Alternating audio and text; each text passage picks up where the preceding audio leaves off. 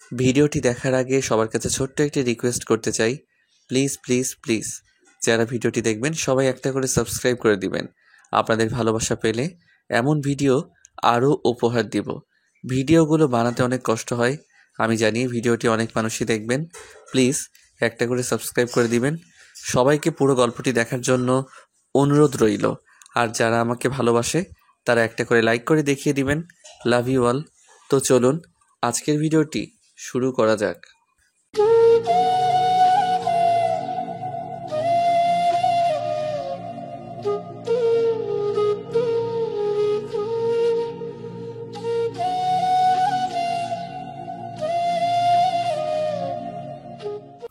হঠাৎ করে আজকে বিয়েটা হয়ে গেল।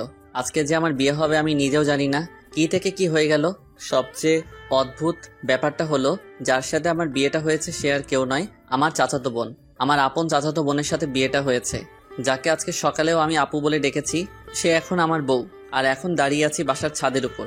আর আপু মানে আমার বউ বাসর ঘরে অপেক্ষা করছেন আমার জন্য। কিন্তু আপনারা কিছু বুঝতেছেন না তো। চলেন আপনাদের পুরো বিষয়টি বুঝিয়ে বলি কেমনে কি হয়েছে। আজ থেকে 2 সপ্তাহ আগে আমার চাচাতো বোন মানে তানিশার বিয়ে ঠিক হয়। আমরা সবাই ছেলেটাকে দেখি, সবার খুব পছন্দ হয়, তানিশাও খুব পছন্দ হয়। আর বিয়ের তারিখ ঠিক হয় আজকে। আর ছেলেটা খুব ভালো আর সুন্দর, বলা যায় সব দিক দিয়ে পারফেক্ট। কিন্তু কথাই বলে না, সবার কপালে আর সুখ থাকে না। তাই না হয়তো তানিশার কপালে ও এই সুখটা নাই। ও হ্যাঁ, আপনাদের আসল বিষয়টা বলি। আজ সকালে কিছু টুকটাক কাজ করছিলাম, চাচাতো বোন বলে কথা। তাছাড়া আপু আমার বড়। আমি অনেক মজা করছিলাম আর কাজ করেছিলাম, কিন্তু হঠাৎ আমার ফোনে আননোন নাম্বার থেকে ফোন আসে। আমি ফোনটা রিসিভ করে বলি, হ্যালো, কে বলছেন? আমি তানভীরের ছোট ভাই বলছি। রনি। তোমাদের আসতে আর কত সময় লাগবে? তানভীর ভাই হলো তানিশা অপুর হবুবর, আর রনি ওনার ছোট ভাই। আমাদের আর কখনো যাওয়া হবে না। আরে রনি, কান্না করছো কেন? কি হয়েছে তোমাদের? রাহি ভাই, আপনাকে কিভাবে কথাটা বলবো আমি নিজেও বুঝতে পারছি না। আরে কি হয়েছে সেটা তো আগে বলো। আর এইভাবেই বা কান্না করছো কেন আজকে এত সুন্দর একটা দিনে? ভাই, তানিশা আপুর কপালে হয়তো তানভীর ভাই নাই। কান্না করতে করতে বলতেছে মানে? তুমি কি বলতে চাচ্ছ একটু বুঝিয়ে বলো প্লিজ। তানভীর ভাই আর তানভীর ভাইয়ার কি হয়েছে বলো প্লিজ। ভাইয়া আর এই পৃথিবীতে নেই। কি কি বলছো তুমি এসব রনি? ভাইয়ের অ্যাক্সিডেন্ট হয়েছে। কি বলছো এসব? আমি ঠিকই বলছি। কি করে হলো এসব? আমরা সবাই মিলে আনন্দ করে আসছিলাম, হঠাৎ করে আমাদের গাড়ি ব্রেক ফেল করে, কিন্তু গাড়ি কন্ট্রোল করতে পারেনি, তাই গাছের সাথে গিয়ে ধাক্কা লাগে। তারপর আমার কিছু মনে নেই। তারপর কি হলো রনি, বলো প্লিজ। আমার যখন জ্ঞান ফিরে তখন দেখি আমি হাসপাতালে। তানভীর ভাইয়ের কি হলো রনি? জ্ঞান ফেরার পরে শুনতে পেলাম ভাইয়ার মাথায় অনেক জোরে আঘাত লাগে, ফলে ভাইয়া নাকি ওখানেই মারা যায়। বলেই রনি কান্না করতে থাকে। আমি রনির কান্না সহ্য করতে পারছি না, তাই আমি রনিকে বললাম, রনি আমি আসছি, তোমরা কোন হসপিটালে আছো? সিলেট ওসমানী মেডিকেল হাসপাতালে। ওকে, আমি আসতেছি বলেই ফোনটা কেটে দিলাম। যখন আমি হাসপাতালের উদ্দেশ্যে বের হব তখন চাচা বলল, কোথায় যাস এই সময় রাহি? আমি এসে তোমাদের সব বলছি। এইদিকে বিয়ে বাড়িতে সবাই চিন্তিত হয়ে পড়েছে, বর এখনো আসতেছে না কেন। চাচাকে আর কিছু বলতে না দিয়ে আমি বাইক নিয়ে চলে আসলাম সিলেট উসমানী মেডিকেল হাসপাতালে। তারপর রনির কেবিনের দিকে হাঁটতে লাগলাম। কেবিনে গিয়ে রনিকে বললাম, কেমন আছো রনি, তুমি ঠিক আছো তো? ভালো না ভাই। কাঁদিস না ভাই। কান্না ছাড়া আর কিছু নেই আমাদের ভাই। শান্ত হও রনি, তোমার আম্মু আব্বু কোথায়? ভাইয়ের লাশের কাছে, পাশের কেবিনে। রনির কান্না দেখে আমার চোখে পানি চলে আসছে। তারপর কিছুক্ষণ কান্না করলাম। তারপর ভাবলাম আমিও যদি কান্না করতে থাকি এদিকে রনি কান্না করা থামাবে না। তাই আমি রনিকে সান্ত্বনা দিয়ে তানভীর ভাইয়ের লাশের কাছে আসলাম। এসে দেখি সবাই কান্না করতেছে। দেখি সবার কান্না দেখে আমি আর শান্ত থাকতে পারলাম না। আমি কাঁদতে লাগলাম। কাঁদতে কাঁদতে বললাম, আন্টি প্লিজ কান্না করবেন না। আর আঙ্কেল আপনি অন্তত কান্না করা থামান। সবাই একসাথে এভাবে কান্না করতে থাকলে তানভীর ভাইয়ের আত্মা অনেক কষ্ট পাবে। কিভাবে কান্না থামায় বলো বাবা, আমাদের তো সব শেষ হয়ে গেল। আঙ্কেল আপনি এইভাবে কাঁদতে থাকলে সবাইকে সান্ত্বনা কে দিবে? কিভাবে শান্ত থাকি? তানভীর যে আমার বড় ছেলে, তাকে নিয়ে কত স্বপ্ন বাবা। আপনারা এইভাবে কান্না করলে কি আর তানভীর ভাই ফিরে আসবে? বলেন প্লিজ, সবাই কান্না থামান। এই কথা বলার পর দেখি সবাই কান্না করা থামিয়ে দিল। আমি আবার বললাম, আমার মনে হয় এখানে এভাবে কান্না না করে তানভীর ভাইয়ের দাফন সম্পন্ন করা উচিত। তখন পিছন থেকে রনি বলল, হ্যাঁ, ভাইকে কবরের কাজ সম্পূর্ণ করা উচিত। তখন আঙ্কেল বলল, চলো সবাই। আঙ্কেল আমি কি আপনাদের সাথে যেতে পারি? চলো বাবা। তারপর তানভীর ভাইয়াকে বাড়িতে নিয়ে গিয়ে দাফন করার ব্যবস্থা করা হলো। জানাজার নামাজ আদায় করে সবার কাছ থেকে বিদায় নিয়ে বাড়ির উদ্দেশ্যে রওনা দিলাম। ফোন হাতে নিয়ে দেখি চাচা অনেকবার ফোন করেছেন, তাই তাড়াতাড়ি করে বাইক নিয়ে চলে আসলাম। বাড়ি পৌঁছাতে দুপুর পেরিয়ে গেল। বাসার ভিতরে ঢুকতে চাচা বলল, এতক্ষণ কইছিলি তুই? বলতো রাহি, আর বরপক্ষের কেউ ফোন ধরছে না কেন? দেখলাম চাচার পিছনে সবাই দাঁড়িয়ে আছে, এমনকি তানিশা আপুও। তাই আমি বললাম, তোমরা সবাই শান্ত হও, আমি সব খুলে বলছি। তাড়াতাড়ি বল, কি বলবি? আসলে তানভীর ভাই কি হয়েছে? আর কান্না করছিস কেন তুই? আসলে তানভীর ভাই আর আমাদের মাঝে নেই। উনি দুনিয়ার মায়া ত্যাগ করে পরপারে চলে গেছেন। তারপর আমি সবকিছু খুলে বললাম। এসব শুনে তানিশা আপু রুমের দিকে দৌড়ে গেলেন। বুঝতে পারলাম কিছু একটা হবে। আমিও পিছনে দৌড়ে গেলাম। যেই ভাবা সেই কাজ, যা ভাবছিলাম তাই হলো। জানালা দিয়ে দেখলাম তানিশা আপু সুইসাইড করতে যাচ্ছে। তানিশা আপু গলায় ফাঁস দেওয়ার চেষ্টা করছে। এখন কি করব বুঝতে পারছিলাম না। সবাই দরজা ধাক্কাধাক্কি করতেছে। এখন কিছু একটা তাড়াতাড়ি করতে হবে, যেভাবে হোক দরজা ভাঙতে হবে। দরজার পাশে গিয়ে সবাইকে বললাম জোরে জোরে লাথি মারার জন্য। আমার কথায় সবাই দরজায় লাথি মারতে থাকে। 5-6টা মারার পর দরজা ভাঙতে সক্ষম হলাম। ভিতরে গিয়ে আপুকে নামিয়ে দিয়ে ঠাস করে গালে বসিয়ে দিলাম। আপু হয়তো এটা কখনো ভাবতে পারিনি আমি আপুকে থাপ্পড় মারবো। আপু থাপ্পড় খেয়ে আমার গায়ে হেলান দিয়ে জ্ঞান হারালো। থাপ্পড়টা মেবি অনেক জোরে লেগেছে, তাই হয়তো জ্ঞান হারিয়েছে। আমি আপুকে নিয়ে নিচে নামালাম। সবাই আমার দিকে হা করে তাকিয়ে আছে।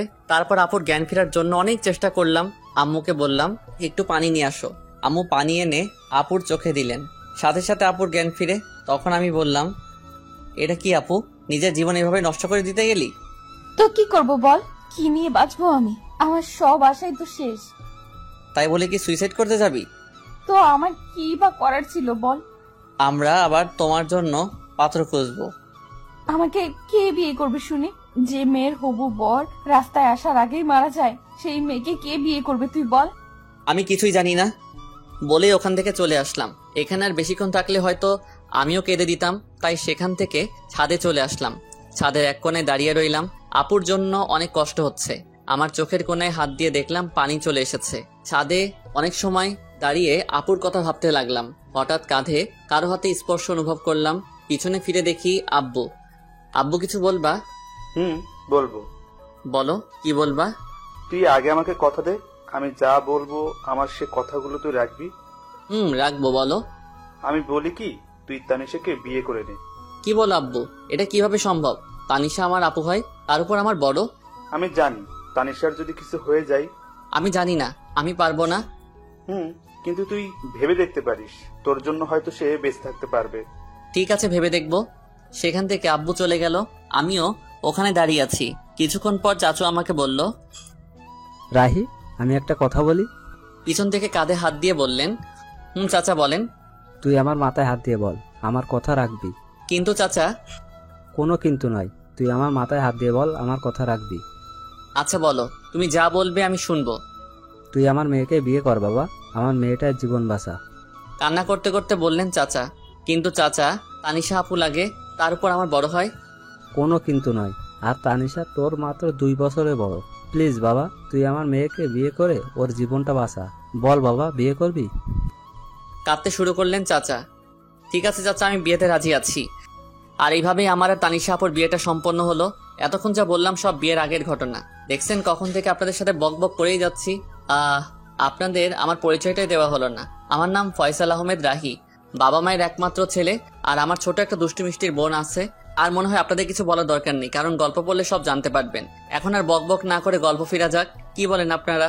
আমি ছাদে দাঁড়িয়ে এগুলো ভাবছিলাম। কখন যে চোখে পানি চলে এসেছে নিজেও জানি না। চোখ মুছতেছি, তখন কেউ কাঁধে হাত রাখলো। পিছন তাকিয়ে দেখি আব্বু। আব্বু এই সময় এখানে? এখনো ঘুমাওনি কেন? পৃথিবীর একমাত্র খারাপ বাবা হয়তো আমি। নিজের ভাইয়ের মেয়ের জন্য নিজের ছেলের কুরবানি দিলাম। আমি চুপ। তোর সাথে আমি আর ভাই অনেক বড় অন্যায় করে ফেলেছি।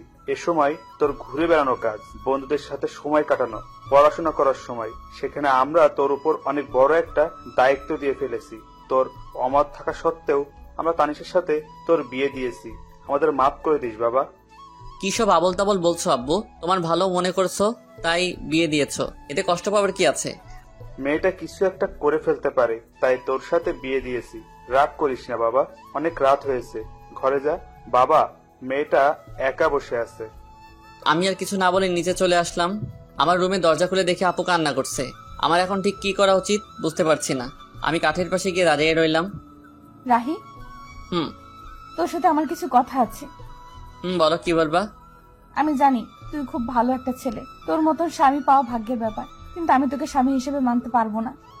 অবাক হয়ে তাকিয়ে রইলাম অপুর দিকে। তুই জানিস তুই আমার ছোট ভাই, হোক তুই আমার চাচাতো ভাই, কিন্তু আমি তোকে স্বামী হিসেবে মানতে পারবো না। কিছু বললাম না। আমার মনে হয় তুই আমাকে বউ হিসেবে মানিস না। চুপ। তুই আমাকে প্রশ্ন করতে পারিস, আমি যদি স্বামী হিসেবে মানতে না পারি তাহলে বিয়ে করলাম কেন? হ্যাঁ, এটার জবাব দিয়ে দিচ্ছি। তোর সাথে বিয়ে না হলে হয়তো অন্য কারোর সাথে আমার বিয়েটা হতো, কিন্তু সে আমার মনের কষ্টটা বুঝতে পারতো না। আমার মনের অবস্থা শুধু তুই বুঝবি, অন্য কেউ না। আমি এখনো চুপচাপ দাঁড়িয়ে সব শুনছি। জানিস রাহি, আমি পৃথিবীর একমাত্র হতভাগা মেয়ে, সুখ কাছে পেয়েও হারালাম। তুই আমাকে মাফ করে দিস, তোর জীবনটা আমি নষ্ট করে দিলাম। জানিস, আমারও খুব ইচ্ছে ছিল সুন্দর একটা মেয়ে দেখে তোর বিয়ে দিব, আর তোর বিয়েতে অনেক আনন্দ করব, কিন্তু তা আর হলো না। তুই আমাকে মাফ করে দিস, আমি তোকে স্বামী হিসেবে মানতে পারছি না। অনেক রাত হয়েছে, এখন ঘুমিয়ে পড়ো। এটুকু বলে বারান্দায় চলে এলাম। এমন কিছু আমার জীবনে হবে আমি কখনো কল্পনাও করতে পারিনি। কিন্তু আমি ভেবেছিলাম আমার সাথে বিয়ে হলে কোনো আফসোস থাকবে না, সবকিছু গুছিয়ে নিতে সমস্যা হবে না। কিন্তু কি ভাবলাম আর কি হলো। আসলে সবার কপালে সুখ থাকে না, আমার কপালেও হয়তো নেই। আজ নিজের উপর খুব রাগ হচ্ছে, কিন্তু কি আর করব। ঘর থেকে বের হয়ে ছাদে চলে এলাম আর নিজে নিজে বলতে লাগলাম, তানভীর ভাই, কেন তুমি চলে গেলে? তোমার জন্য আপু কান্না করছে, হয়তো তোমাকে এই কয়দিনে তোমাকে ভালোবেসে ফেলছে। আর কি বলে জানো ভাই, তোমাকে ছাড়া আর কাউকে স্বামী হিসেবে মানতে পারবে না। সত্যি কয়েকদিনে তোমাকে অনেক ভালোবেসে ফেলেছে, এমনকি আমাকেও স্বামী হিসেবে মানতে রাজি না।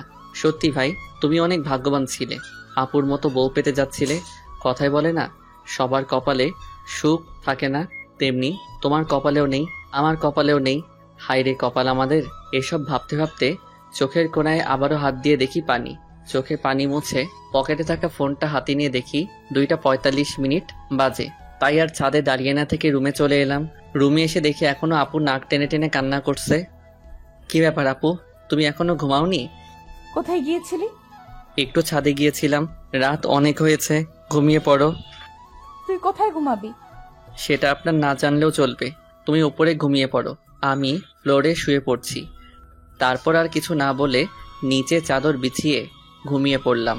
মাঝরাতে হঠাৎ কারো কান্নার শব্দে ঘুমটা ভেঙে গেল। তাকিয়ে দেখি আপু এখনো কান্না করছে। আর আমি বললাম, হ্যাঁ আপু, তোমার সমস্যাটা কি? এখন কি ঘুমাতে দিবেন না? যা হবার তা তো হয়ে গেছে। ঠিক আছে, তুই ঘুমা।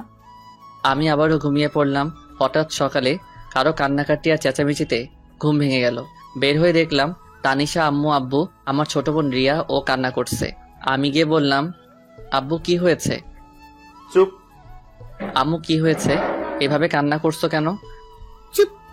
আপু তুমি অন্তত বলো কি হয়েছে। আসলে দোকানটা কি হয়েছে বলো না। দোকানটাতে আগুন লেগে গেছে আর পুরো দোকান পুড়ে গেছে। কি বলছো এসব? বাবা ঠিক বলেছে। সবার কথা শোনার পর যেন আমার মাথায় আকাশ ভেঙে পড়ল। আমি এখন কি করব কিছু বুঝতে পারছিলাম না। তারপর নিজেকে ঠিক রেখে সবাইকে সান্ত্বনা দিতে লাগলাম। এভাবে কয়েকটা দিন কেটে গেল। তারপর শুরু হলো সংসারে অশান্তি। বাবা বড় মানুষ, ঠিক মতো কাজ করতে পারে না, তাই আর সংসারের কষ্ট দেখতে না পেরে সংসারে হাল ধরতে হলো আমাকে। কি করব কিছুই বুঝতে পারছিলাম না। তাই আমার ফ্রেন্ড আফিকুলকে ফোন দিলাম। হ্যালো আফিকুল দোস্ত, আমার সাথে একটু দেখা করতে পারবি? আরে এভাবে বলছিস কেন? কোথায় আসতে হবে সেটা বল। স্কুলের পাশে দোকানটায় আয় না দোস্ত। ঠিক আছে, আমি আসতেছি। ঠিক আছে আয় বলেই ফোনটা কেটে দিলাম আর রেডি হয়ে স্কুলের পাশে দোকানে চলে গেলাম। একটু পরে আফিকুলও চলে এলো। বল দোস্ত, কি বলবি? আসলে দোস্ত, আমার একটা হেল্প লাগবে। তুই এভাবে বলছিস কেন? কি হেল্প লাগবে সেটা তো বল। আসলে দোস্ত, আমার একটা চাকরি লাগবে। কি, তুই চাকরি করবি? আমি চাকরি করব, একটা ব্যবস্থা করে দে না। ব্যবস্থা করব, কিন্তু তুই আমাকে হাসালি। তোর বাবার দোকান থাকতে তুই চাকরি করবি কেন? তাহলে তোকে সব খুলে বলি কেন চাকরি করব। বল। আমি আফিকুলকে সব শুরু থেকে শেষ পর্যন্ত বললাম। আমাদের দোকানে আগুন লেগে পুড়ে ছাই হয়ে গেছে রে, তাই আমি চাকরি খুঁজছি। আরে কান্না করিস না দোস্ত, আমি সব ব্যবস্থা করছি। দোস্ত, ঠিক আছে, সন্ধ্যা হয়ে গেছে, তুই বাড়ি যা, আমি সব ব্যবস্থা করছি। ঠিক আছে, আমি যাচ্ছি, তুইও যা।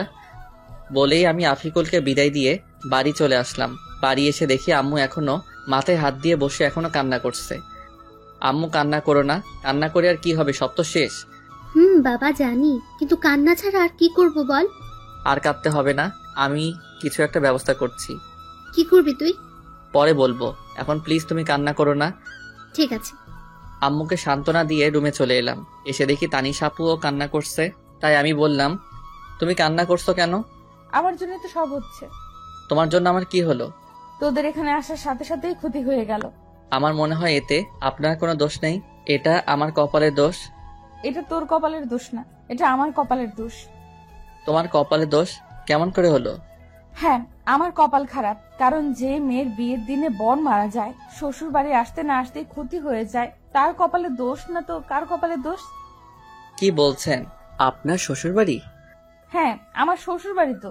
কেমন করে হলো তোমার শ্বশুর বাড়ি? কারণ তোর সাথে আমার বিয়ে হয়েছে, তাই এটা আমার শ্বশুর বাড়ি। কি, তোমার সাথে আমার বিয়ে হয়েছে?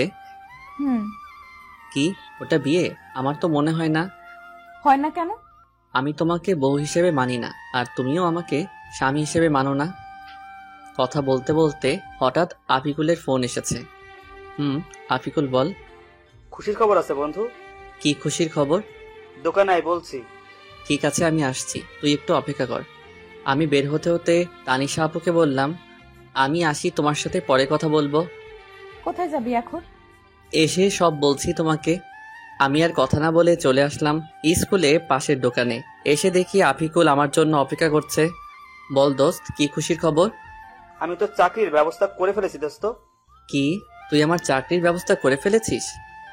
দোস্ত, তোর জন্য এটুকু করতে পারবো না বল? আমি অনেক খুশি রে, খুব বড় একটা উপকার করেছিস। এখন বল, কি খাবি? কি, তুই আমাকে ঘুষ দিতে চাচ্ছিস? আরে না, তোকে আজকে খুশি হয়ে খাওয়াবো। আরে লাগবে না। প্লিজ দোস্ত, না করিস না। আচ্ছা ঠিক আছে, শুধু চা খাবো। রহিম চাচা 2টা চা আর বিস্কুট দেন তো। ওকে, দিতেছি বাবা। কিছুক্ষণ ওর সাথে আড্ডা দিলাম, তারপর বাড়ি চলে এলাম। বাড়ি এসে সোজা আমার রুমে চলে এলাম। রুমে গিয়ে তানিশা আপুকে জড়িয়ে ধরে কান্না করে দিলাম। কি রে, এইভাবে জড়িয়ে ধরে কান্না করছিস কেন? কি হয়েছে? জানেন, আমার চাকরিটা হয়েছে। কি, চাকরি হয়েছে? চাকরি হয়েছে। এখন বলেন কি খাবেন? আইসক্রিম খাওয়াবে? আমি আইসক্রিম খাবো। কিন্তু এই সময় আইসক্রিম কোথায় পাবো? লাগবে না, যা। আরে রাগ করছো কেন? আমি আনছি ওকে। ঠিক আছে। দোকানে গিয়ে আমি আইসক্রিম নিয়ে এলাম। এই নেন আপনার আইসক্রিম। দে তাড়াতাড়ি। আপু আইসক্রিমটা হাতে নিয়ে বাচ্চাদের মতো খেতে শুরু করলো, আর আমি আপুর দিকে অবাক হয়ে তাকিয়ে রইলাম। কি আজব কাণ্ড, এত বড় একটা মেয়ে হয়ে বাচ্চাদের মতো আইসক্রিম খাচ্ছেন, আর আমি তাকিয়ে এসব দেখছি। ঠিক তখনই, কি রে, কি দেখছিস? তোমার খাওয়া দেখছি। এত দেখতে হবে না। কেন? তুই খাবি? খেলে নিতে পারিস। না না, লাগবে না, আমি বাচ্চাদের মতো আইসক্রিম খাই না। ওকে, তুই না খেলেও চলবে। তুমি খাও। ঠিক আছে, একটা কথা বলি রাহি। বলো। তুই চাকরিতে জয়েন করবি কবে? 1 মাসের মতো লাগবে। কথা বলতে বলতে হঠাৎ আম্মুর ডাক পড়লো। রাহি, তানিশা, তোরা খেতে আয় তাড়াতাড়ি। ঠিক আছে আম্মু, আমার আসছি। তাড়াতাড়ি আয়। চলেন, আম্মু ডাকছে। চল। দুজন একসাথে খাবার টেবিলে বসলাম। আম্মু খাবার বেড়ে দিল। আম্মু, তুমিও খাও। মামু, তুমিও বসো, একসাথে খাবো। তানিশা আপু বলল। খাচ্ছি। চুটকি, তুইও খা। খাচ্ছি তো। সবার সাথে খাবার খেয়ে আমি রুমে চলে এলাম। এসে একটু শুয়েছিলাম, তখনই আপু রুমে এলো। আপুকে দেখে আমি তাড়াতাড়ি করে নিচে বিছানা করে নিলাম, তারপর শুয়ে পড়লাম। আপুও বিছানায় শুয়ে পড়ল। কি আজব মেয়েরে বাবা, স্বামীকে নিচে রেখে তিনি উপরে আরামে ঘুমাচ্ছে। ওই যে সবার কপালে সুখ থাকে না, তেমনি আমার কপালেও বউয়ের সুখ নেই। তাই আর কিছু না ভেবেই ঘুমিয়ে পড়লাম। সকালে ঘুম ভাঙলো আম্মুর ডাকে। রাহি বাবা, তাড়াতাড়ি ওঠ, আর ঘুমাতে হবে না। কেন আম্মু? আজকে তানিশাকে নিয়ে যাবি না? কোথায় যাব? কেন, তুই জানিস না? না তো। তানিশা মা তোকে কিছু বলেনি? না, আমাকে তো কিছু বলেনি। তানিশা মা, তুমি রাহিকে কিছু বলনি? না আম্মু, ভুলে গিয়েছিলাম। ঠিক আছে, তাহলে ওকে বলে নিচে আসো। ঠিক আছে আম্মু, আমরা আসছি। ওকে। ওই, আজকে আমাদের বাড়ি নিয়ে যাবি? আমি কেন নিয়ে যাব? তুমি একা যাও, আমি যেতে পারবো না। না, তুই আমার সাথে যেতে হবে। না, আমি পারবো না। কি, তুই যাবি না? যাব তো। আমি বুঝি না এ কেমন মেয়ে, আমাকে স্বামী হিসেবে মানে না, আবার সবসময় অধিকার ফলাতে আসে। আজাইরা পেঁচাল। কিরে, চুপ করে আছিস কেন? এমনি। ঠিক আছে, এখন রেডি হয়ে আয়। ঠিক আছে, তুমি যাও, আমি আসছি। তাড়াতাড়ি আয়, নাস্তা করব। ঠিক আছে। ফ্রেশ হয়ে টেবিলে সবার সাথে নাস্তা শুরু করলাম। নাস্তা শেষ করে রুমে চলে এলাম। এসে শুয়ে পড়লাম। তখন দেখি তানিশা আপু আমার দিকে রাগী চোখে তাকিয়ে আছে। এভাবে তাকিয়ে আছো কেন? তুই এসে শুয়ে পড়লি কেন? তো কি করব? একটু আগে আমি কি বলছিলাম? কি বলছিলে? আমি আজকে আমাদের বাড়ি যাব বলছিলাম না? যাব তো। তাহলে এইভাবে শুয়ে পড়লি কেন? এমনি। তুমি রেডি হও। ঠিক আছে, তুইও রেডি হয়ে নে। কথা বলতে বলতে হঠাৎ শুনতে পেলাম আমার চাচা চাচি মানে শ্বশুর শাশুড়ি আমাদেরকে নিতে এসেছেন। তাই আমি তাড়াতাড়ি করে রেডি হয়ে চাচা চাচির কাছে চলে এলাম। আমি তাদেরকে সালাম দিলাম। আসসালামু আলাইকুম চাচা চাচি, কেমন আছেন? ওয়ালাইকুম সালাম। বাবা ভালো, তুমি? আলহামদুলিল্লাহ চাচি, আপনি? আলহামদুলিল্লাহ ভালো, কিন্তু তুমি আমাকে চাচি না, আম্মু ডাকবা। তুমি আমার ছেলের মতো। ঠিক আছে আম্মু, বলবো। মনে যেন থাকে। ঠিক আছে, আমি একটু আসছি আম্মু। ঠিক আছে বাবা, যাও। এরপর এখানে থেকে রুমে চলে এলাম। এসে তো আমি অবাক। আমি কোনো রকম হাসি আটকে রেখে বললাম, তুমি এটা কি পরেছো? কেন, শাড়ি পরেছি। হাসতেছিস কেন? তোমার এটা শাড়ি পরা হয়েছে নাকি? হয়নি। একদম হয়নি। একদম এভাবে হাসবি না, আমি শাড়ি পরতে পারি না। আচ্ছা ঠিক আছে, আমি পরিয়ে দেই। তুই পারলে পরিয়ে দে। দিচ্ছি। আমি আপুকে শাড়ি পরিয়ে দেওয়া শুরু করলাম। শাড়ি পরিয়ে দিতে দিতে শাড়ি যখন আপুর পেটে গুজে দিব, তখন দেখি আপু চোখ বুজে শরীর বেঁকিয়ে কাঁপতে শুরু করছেন। তাই তাড়াতাড়ি করে শাড়ি পরিয়ে দিলাম। শাড়ি পরিয়ে দিয়ে বললাম, আচ্ছা এবার চোখটা খুলুন। আর এভাবে কাঁপছেন কেন? না মানে এমনি। বলি লজ্জা পেয়ে তাড়াতাড়ি করে রুম ত্যাগ করলো। আর আমি বিছানায় শুয়ে হাসতে লাগলাম। কিছুক্ষণ পর দেখি আপু আবার আসছে। একটা কথা বলি। বলেন। বাইরের কেউ যেন বুঝতে না পারে তুই আমাকে বউ হিসেবে মানিস না, আর আমি স্বামী হিসেবে মানি না। ঠিক আছে, কেউ বুঝতে পারবে না। এবার চল, আম্মু ডাকছে। চলেন। শ্বশুর বাড়ি মধুর হাড়ি, যে খেয়েছে সে বুঝেছে কেমন তাদের খাতিরদারি। অতঃপর শ্বশুর বাড়ির উদ্দেশ্যে সবাই রওনা হলাম। আমাদের বাড়ি থেকে শ্বশুর বাড়ি, সরি এখনো তো হয়নি, কারণ আপু আমাকে স্বামী হিসেবে মানেন না। যাই হোক, চাচাদের বাড়ি যেতে ৪৫ মিনিটের মতো লাগে। এসব ভাবতে ভাবতে কখন যে শ্বশুর বাড়ি পৌঁছে গেলাম, মানে চাচাদের বাড়ি। বারবার শুধু শ্বশুর বাড়ি মনে হয়। গাড়ি থেকে নামতে যাব, তখন দেখি অনেকগুলো মেয়ে এসে দুলাভাই বলে চিল্লাচিল্লি করছে। নামার সাথে সাথেই আমাকে ঘিরে ধরলো। তখন একটা বলে উঠল, তানিশার জামাই তো অনেক কিউট, আমি তো দেখেই প্রেমে পড়ে গেছি। সবার প্রশংসা শুনে খুবই ভালো লাগছিল। তখনই হুট করে আপু আমার হাত শক্ত করে ধরেছে। দেখ দোস্ত, আমাদের তানিশা 2 দিনে জামাই পাগল হয়ে গেছে। তানিশা আমার হাত ধরে ভিতরে নিয়ে এলো, তারপর সোজা আপুর রুমে নিয়ে গেল আর রাগে লুচির মতো ফুলতে লাগলো। তখন বলে উঠল, আপু ওখানে অনেক আনন্দ পাচ্ছিলি তাই না? তা তো একটু শালি বলে কথা। ওদের সাথে আর কথা বলতে দেখলে পা ভেঙে দিব। যা এখন ফ্রেশ হয়ে আয়। ঠিক আছে। আমি ফ্রেশ হতে চলে গেলাম। ফ্রেশ হয়ে গিয়ে সোফায় বসে পড়লাম। তখনই সব শালি আমাকে ঘিরে বসে পড়লো আর একে একে সবাই পরিচয় দিতে থাকে। সবার সাথে কথা বলছিলাম, তখনই আপু সবাইকে সরিয়ে আমার পাশে বসে পড়লো। এটা দেখে সবাই তো অবাক, তার থেকে বেশি অবাক তো আমি হয়েছি। আপু আমার হাত শক্ত করে ধরে সবার সাথে কথা বলতে থাকে। কি আজব রে ভাই, স্বামী হিসেবে মানতে তো রাজি না, তার উপর এমন অবস্থা। যাই হোক, সবার সাথে আড্ডা দিতে দিতে অনেক রাত হয়ে যায়। তারপর খাওয়া দাওয়া শেষ করে আপুর রুমে এসে চাদর বিছিয়ে নিচে শুয়ে পড়লাম। তখনই আপু বলে উঠল, রাহে তোকে নিচে শুতে হবে না। কেন? আমি নিচে ঘুমাই, তুই উপরে ঘুমা। লাগবে না, আমি নিচে ঘুমাতে পারবো। তোকে যা বলছি তাই কর, বেশি কথা বলিস কেন? আচ্ছা ঠিক আছে। আমি আর কথা না বাড়িয়ে উপরে শুয়ে পড়লাম। সকালে কানের কাছে নিঃশ্বাসের শব্দ আসতেছে। চোখ খুলে তো আমি অবাক, কত সুন্দর করে আপু আমাকে জড়িয়ে ধরেছে আর আমার ঠোঁটের একেবারে কাছে আপুর ঠোঁট। এসব দেখে আমি আর নিজেকে কন্ট্রোল করতে পারছিলাম না। তাই আপুর ঠোঁট আমার ঠোঁট এক করে দিলাম। কিছুক্ষণ পর আপু চমকে ওঠে। তারপর আপু আমাকে ছাড়িয়ে নিয়ে বলল, সরি, আসলে রাতে বৃষ্টির সময় ভয় করছিল, তাই এসে শুয়েছিলাম। একথা বলে আপু লজ্জা পেয়ে ফ্রেশ হতে চলে গেল। আর আমি ভাবতে লাগলাম, কি মেয়েকে আল্লাহ আমার কপালে দিয়েছে। তখনই আপু বাথরুমে থেকে ফ্রেশ হয়ে বের হয়েছে। আমি শুয়ে দেখছি আপু ফ্রেশ হয়ে ড্রেসিং টেবিলের সামনে চুল ঠিক করছে। আমি শুধু আপুকে দেখছি। আসলে যত দেখছি ততই আপুর প্রতি কেমন একটা ফিলিংস হচ্ছে। আপুর প্রতি ফিলিংস হচ্ছে হোক, আপু আমাকে স্বামী না মানালো। আসলে আপুকে এই মুহূর্তে যেই ছেলে দেখতো পুরাই পাগল হয়ে যেত। এত সুন্দর লাগছে আপুকে। ঠিক তখনই আপু আমার দিকে এগিয়ে আসছে, আর আমি ঘুমের ভান ধরে শুয়ে আছি। কি আর কত ঘুমাবি? ওঠ। চুপ করে রইলাম। কিরে, শুনতে পাচ্ছিস না? কি বলো? ফ্রেশ হয়ে আয়, নাস্তা করতে হবে, যা। যাচ্ছি, তুমি যাও। আমি বসে আছি, তুই ফ্রেশ হয়ে আয়। ফ্রেশ হয়ে এসে দেখি আপু এখনো বসে আছে। তখন আমি বললাম, চলেন। চল। রুমে থেকে বের হব তখনই আপু আমাকে শক্ত করে হাত চেপে ধরে নিয়ে গেল।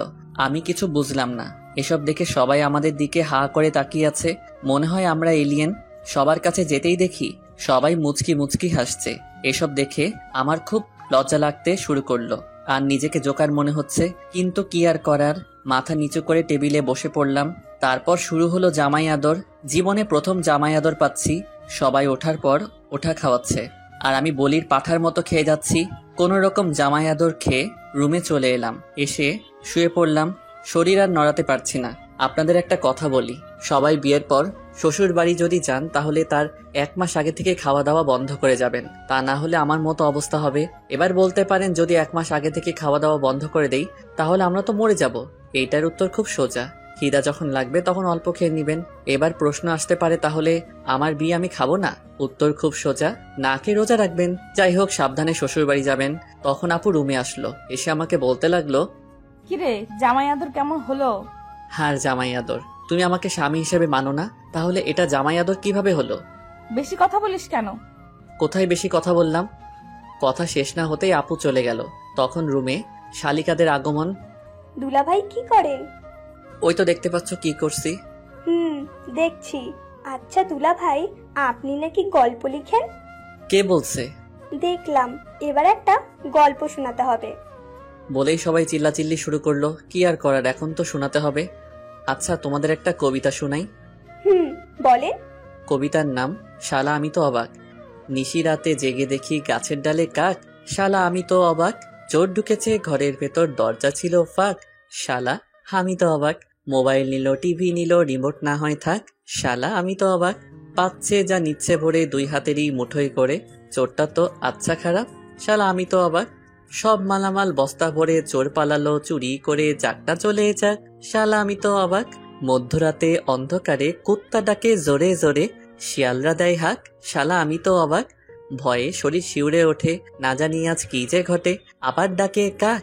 শালা আমি তো অবাক, হয়নি রাতে তেমন কিছু, কোনো ভূতি নেয়নি পিছু, বেঁচে গেছি যাক। শালা আমি তো অবাক, সকালে দেখি পুরো পাড়া চিল্লাচিল্লি করছে তারা, চোরটা নাকি পড়ছে ধরা, চোরের মাথায় টাক। শালা এবার তো আমি পুরাই অবাক। এটা শুনে সবাই হাসতে হাসতে মরে যাওয়ার মতো অবস্থা। এভাবে দেখতে দেখতে কেটে গেল 2 দিন। আজ আমরা বাড়ি ফিরলাম। কথায় বলে না, হাসির পর কান্না আসে, তেমনি শুরু হলো আমাদের সংসারে টানাটানি। দোকান নেই, আব্বু কোনো কাজ করে না, এমনি আমিও কাজ করি না। বলে না, বসে বসে খেলে রাজার রাজত্ব শেষ হয়ে যায়, তেমনি আমাদের জমানো টাকাও শেষ হতে শুরু করলো। সংসারে অনেক টানাটানি, এসব আর ভালো লাগছে না। তাই আপিকুলের কাছে এলাম। দোস্ত, আমার চাকরির কি করলি ভাই? হয়ে গেছে। জয়েন কবে থেকে করতে হবে? কাল 1 থেকে জয়েন করবি। ঠিক আছে, কিন্তু তুই অনেক বড় একটা উপকার করলি ভাই, ধন্যবাদ তোকে। আরে ধন্যবাদ দিতে হবে না, বন্ধু তো বন্ধুর বিপদে আপদে পাশে থাকে। আমার জায়গায় তুই থাকলে কি করতি বল? করতাম। আচ্ছা, তুই পরীক্ষা ফিস দিয়েছিস? আমার হয়তো আর পড়ালেখা হবে না রে। লেখাপড়া ছাড়বি কেন? তো কি করব বল? জানি তোর কাছে টাকা নাই, তাই এই কথা বললি। আরে না, আমি সব জানি, আমার কাছে নাটক করবি না, আমি তো টাকা দিয়ে দিব। ওকে দোস্ত। আচ্ছা চল, কলেজে গিয়ে সব দিয়ে আসি। না দোস্ত, এ সময় না, তুই গিয়ে আমার টাকাটা জমা দিয়ে দিস। আচ্ছা ঠিক আছে, আমি যাচ্ছি, পরে দেখা হবে। এরপর আফিকুল চলে যায়। মনের মধ্যে একটু শান্তি অনুভব করতে লাগলাম। আফিকুলকে বিদায় দিয়ে বাড়ি চলে এলাম। রাতে সবার সাথে খাবার খেয়ে একটু ছাদে চলে এলাম। কিছুক্ষণ পর আমার কাঁধে কেউ হাত রাখলো। চেয়ে দেখি আব্বু। আব্বু কিছু বলবা? আসলে কিভাবে যে বলবো। বলো তো। তানিশার রেজিস্ট্রেশনের টাকা দিতে হবে বাবা। কত টাকা লাগবে? ৬,০০০ টাকার মতো লাগবে। আচ্ছা ঠিক আছে, কবে দিতে হবে? কালকের পরের দিন। আচ্ছা ঠিক আছে, কালকে দিয়ে দিব। ঠিক আছে। আব্বু, তুমি এভাবে কান্না করছো কেন? এমনি বাবা। বলেই আব্বু কান্না করতে করতে চলে গেল। আব্বুর কান্না দেখে নিজেকে কন্ট্রোল করতে পারলাম না, নিজেও কান্না করে দিলাম। আব্বু চলে যাওয়ার পর কিছুক্ষণ ছাদে রইলাম। তারপর সেখান থেকে এসে ঘুমিয়ে পড়লাম। সকালে তাড়াতাড়ি ঘুম থেকে উঠে ফ্রেশ হয়ে নামাজ আদায় করে নিলাম। কাউকে কিছু না বলে অফিসে চলে এলাম। আগে থেকে সবকিছু বলা ছিল, তাই সোজা জয়েন করে ফেললাম। তারপর ম্যানেজার স্যারের কাছে এলাম। আসতে পারি স্যার? আরে রাহি, আসো। স্যার, আমার কাজটা কি জানতে পারি? অবশ্যই। আমার কাজটা কি? তোমার কাজ সেল করা। ঠিক আছে স্যার। আর হ্যাঁ, প্রতিদিন সকাল 8টায় আসতে হবে। দেরি হলে বেতন থেকে টাকা কাটা যাবে। ঠিক আছে স্যার। বলে একটা গাড়ির সাথে চালক বেরিয়ে পড়লাম। সকালে কিছু খাওয়া হয়নি, তাই এক দোকানে সেল করে চা আর বিস্কুট খেতে লাগলাম। আর বেশি কিছু খেলাম না, কারণ আমার কাছে টাকা নেই। অন্য কিছু খেলে আর দুপুরে কিছু খাওয়া হবে না। সেল করতে করতে কখন যে দুপুর হয়ে গেছে খেয়ালই নেই। দুপুরের খাবার খেয়ে আবারও সেল করতে লাগলাম। সেল করা শেষ করতে করতে রাত হয়ে গেল। গাড়ি জমা দিতে ফোনের দোকানে চলে এলাম। আমার 2টা ফোন ছিল, তাই একটা বিক্রি করে দিলাম। 10,000 দিয়ে বিক্রি করে দিলাম। তারপর বাড়ি চলে এলাম। বাড়ি এসে ফ্রেশ হয়ে আব্বুর কাছে এলাম। আব্বু, টাকা। কিসের টাকা বাবা? তোমার মেয়ের রেজিস্ট্রেশনের ফিস। আমি আর কিছু না বলে আব্বুর কাছে টাকা দিয়ে রুমে চলে এলাম। একটু পর আপু মানে তানিশা খাবারের জন্য ডাক দিল। সবার সাথে খাবার খেয়ে ছাদে চলে গেলাম। আজকের চাঁদটা অনেক সুন্দর লাগছে, এসব ভাবছিলাম তখন কেউ কাঁধে হাত দিল। তাকিয়ে দেখি আপু। কিছু বলবে? টাকা তুই দিয়েছিস না? না মানে। তুই দিয়েছিস নাকি সেটা বল। আমি দিয়েছি। কেন? তুই এত টাকা কোথায় পেলি? আমার ফোনটা বিক্রি করে দিয়েছি। কেন? জানি না। জানি না মানে কি? আমার ভালো লাগছে না, আমি ঘুমাবো। বলেই সেখান থেকে চলে আসলাম। আর বেশি কথা বললাম না, কথা বললে হয়তো কথা আরো বেড়ে যেত। রুমে এসে ঘুমিয়ে পড়লাম। সকালে পাখির কিচির মিচির আওয়াজে ঘুম ভেঙে গেল। নামাজের সময় ছিল, তাই নামাজটা আদায় করে নিলাম। সকালে সবার সাথে নাস্তা করতে বসে পড়লাম। হঠাৎ করে তানিশা আপু বলল, আব্বু, আমি একটা কথা বলবো। মা বলো। বলছিলাম কি, রাহি তো একাই চাকরি করে এখন সংসার চালায়, আর তাতে ওর অনেক কষ্ট হয়। আমি বলি কি, আমি যদি একটা চাকরি করি তাহলে ওর কষ্ট একটু কম হতো। এই পরিবারের আর কারো ইনকাম করতে হবে না, আমি এখনো মরে যাইনি, মরে গেলে করো। বলে সেখান থেকে রুমে চলে এলাম। আসলে আমি চাই না তানিশা আপু কোনো কাজ করুক। আমি রেডি হয়ে অফিসে চলে এলাম। প্রতিদিনের মতো আজকে একটা চালক নিয়ে বেরিয়ে পড়লাম সেল করতে। সেল করতে করতে দুপুর হয়ে গেল। তখন সাথে থাকা সোহাগ ভাই বললেন, ভাই চলেন কিছু খেয়ে আসি।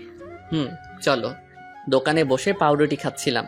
সামনে চেয়ে দেখি কেউ আমার দিকে তাকিয়ে আছে। ভালো করে তাকিয়ে দেখি আব্বু ওর ফ্রেন্ডের সাথে দাঁড়িয়ে আছে। তাই আমি তাড়াতাড়ি খেয়ে সোহাগ ভাইকে নিয়ে চলে এলাম। তারপর আবার দোকানে সেল করতে লাগলাম। সেল করতে করতে রাত হয়ে গেল। গাড়ি জমা দিয়ে হাঁটছিলাম। পকেটে হাত দিয়ে দেখি টাকা নেই, তাই বাধ্য হয়ে হাতের ঘড়িটা বিক্রি করে দিলাম। বাড়ি এসে সোজা রুমে চলে এলাম। ফ্রেশ হয়ে সবার সাথে খাবার টেবিলে বসে পড়লাম। খাওয়া দাওয়া শেষ করে ছাদে চলে গেলাম। ছাদে আসি কারণ আমার মন খারাপ থাকলে ছাদে এসে সময় কাটাই আর চাঁদ দেখতে থাকি। অনেক সময় থাকার পর রুমে আসলাম। খেতা বালিশ নিয়ে নিচে শুতে যাব, তখনই একটা কথা বলতাম। বলেন। তুই উপরে ঘুমা, আমি নিচে ঘুমাই। আমি কাপুরুষ নই, একটা মেয়েকেই নিচে ঘুমাতে দিয়ে আমি উপরে ঘুমাবো, আপনি ঘুমান। আর কথা না বলে ঘুমিয়ে পড়লাম। সকালে ঘুম থেকে উঠে দেখি আপু গোসল করে আসছে। এটা দেখে তো আমি আপুর উপরে আবারও ক্রাশ খাইছি। ভেজা চুলে আপুকে অসম্ভব সুন্দর লাগছে, আপনাদের বলে বোঝাতে পারবো না। আপু আমার দিকে তাকাতেই আমি ঘুমের ভান ধরে রইলাম। তখন আপু বললেন, কি উঠবি না? আর কত ঘুমাবি? সবাই নাস্তা করার জন্য অপেক্ষা করছেন। উঠছি, তুমি যাও। তারপর আপু চলে যায়। আসলে আপুকে যত দেখছি ততই আপুর প্রতি ফিলিংস হচ্ছে। আমার কপালে হয়তো বউয়ের ভালোবাসা নেই, জীবনটা বেদনা। আপু কেন আমার ফিলিংসটা বুঝে না। ফ্রেশ হয়ে সবার সাথে নাস্তা শেষ করে রুমে এসে শুয়েছিলাম। আজকে শুক্রবার, তাই কাজ নাই। একটু পরে আপু আসলো। ওকে দেখে কেমন যেন লাগলো, মনে হয় অস্বস্তিতে আছেন। আপনার কি কিছু হয়েছে? কই না তো। সত্যি বলছেন তো? হুম। মিথ্যা বলছেন না তো? মিথ্যা বলতে যাব কেন? আচ্ছা ঠিক আছে। আচ্ছা একটা কথা বলি। বলেন। আমাকে কিছু টাকা দিতে পারবি? কত টাকা? 200 টাকা। ওই দিন হাতঘড়ি বিক্রি করে যা পেয়েছিলাম ওই টাকা আপুকে দিয়ে দিলাম। আজকে ছুটি, তাই একটু ঘুম দিলাম। বিকেলে একটু ঘুরতে বের হলাম বন্ধুদের সাথে আড্ডা দিতে। মাগরিবের আজান হয়ে গেল, তাই নামাজটা আদায় করে রুমে চলে এলাম। রুমে আসতেই দেখলাম আপু বাথরুম থেকে বের হচ্ছে। আপুকে দেখে একটু সন্দেহ হচ্ছে। আজ এমন তাকে কখনো মনে হয়নি। এতক্ষণ কোথায় ছিলি? এই একটু বাইরে ঘুরছিলাম। আমাকে নিয়ে গেলি না কেন? আপনাকে নিয়ে যাব কেন? কেন আমি যেতে পারি না বুঝি? না, আমার সাথে যেতে পারেন না। আমাকে তো স্বামী হিসেবে মানেন না। তোর সাথে ঘুরতে না যাওয়ার কি আছে? ওকে সামনের ছুটির দিন নিয়ে যাব। লাগবে না, আমি তোর সাথে যাব না। ওকে না গেলে আমার কি আর কত আছে যাওয়ার জন্য? ওই কি বললি? কই কিছু না। আমি যাব। এখন না বললেন যাবেন না? এখন যাব, তোর কোনো সমস্যা? না সমস্যা নেই। তারপর রাতে খাবার খেয়ে ঘুমিয়ে পড়লাম। পরের দিন ভোর সকালে ঘুম ভাঙলো। ঘুম থেকে উঠে নামাজ আদায় করে নিলাম। তারপর একটু গ্রামটা ঘুরে দেখতে লাগলাম। সকালের আবহাওয়া মনটা অনেক ভালো করে দেয়। কত সুন্দর লাগে সকালবেলা। কিছুক্ষণ গ্রামটা ঘোরাঘুরি করে রুমে চলে এলাম। এসে দেখি আপু এখনো ঘুমিয়ে আছে। ভাবলাম ঠেকে দিব কিনা, অত কিছু না ভেবে ডাক দিলাম, আপু উঠেন, সকাল হয়ে গেছে। আর কত ঘুমাবেন? ওই আপু উঠবেন না? কি হয়েছে আম্মু, এত সকাল সকাল ডাকছো কেন? এদি কয় কি আমি নাকি তার আম্মু? আরে আমি রাহি। ও তুই? কখন থেকে ডাকছি, উঠছেনই তো না। সরি। বলেই আপু ফ্রেশ হতে চলে গেল। সকালে নাস্তা করে কাজে চলে এলাম। দোকানে সেল দিতে দিতে এক জায়গায় দাঁড়িয়ে গেলাম। আপুর মতো কাউকে দেখতে পাচ্ছি। একটু কাছে গিয়ে দেখি আসলেই ওটা আপু। কিন্তু আপু এই জায়গায় কি করে? দেখলাম একটা ফার্মেসিতে ঢুকলো, সাথে চুটকি। তারপর কিছু একটা কিনে চলে গেল। আমি বুঝতে পারছি কি নিয়ে গেছে আপু। ভাবছি এখন গিয়ে জিজ্ঞেস করবো কিনা। আপু সেখান থেকে চলে গেল। আমিও সেল দিতে চলে এলাম। রাতে খাবার খেয়ে রুমে আসলাম আর আপুর জন্য অপেক্ষা করতে লাগলাম। কিছুক্ষণ পর দেখি আপু রুমে আসলো। চোখ মুখ কেমন যেন হয়ে গেছে। নিজেকে একটু সাহসী বানিয়ে বললাম, আপনার সাথে কিছু কথা ছিল। বল। আপনি আজ 11টার সময় কোথায় ছিলেন? আমার কথায় কিছুটা ভয় পেয়ে গেল আপু। বান্ধবীদের সাথে কেন?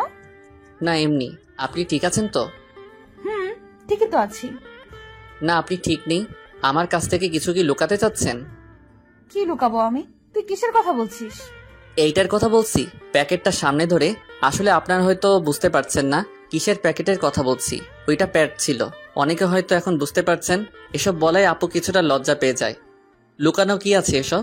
জানি আপনি আমাকে স্বামী হিসেবে মানেন না, কিন্তু নিজের সমস্যার কথা তো বলতে পারেন না। এখন আমাকে বিশ্বাস করে উঠতে পারেননি? না তেমন কিছু না, আসলে বলতে লজ্জা লাগছিল। লজ্জার কি আছে এতে শুনি? কবে থেকে শুরু হয়েছে? 2 দিন হলো। ওকে তুমি এখানে বসো, আমি আসছি। আপুর জন্য গরম পানি করে নিয়ে আসলাম। কি ওগুলো?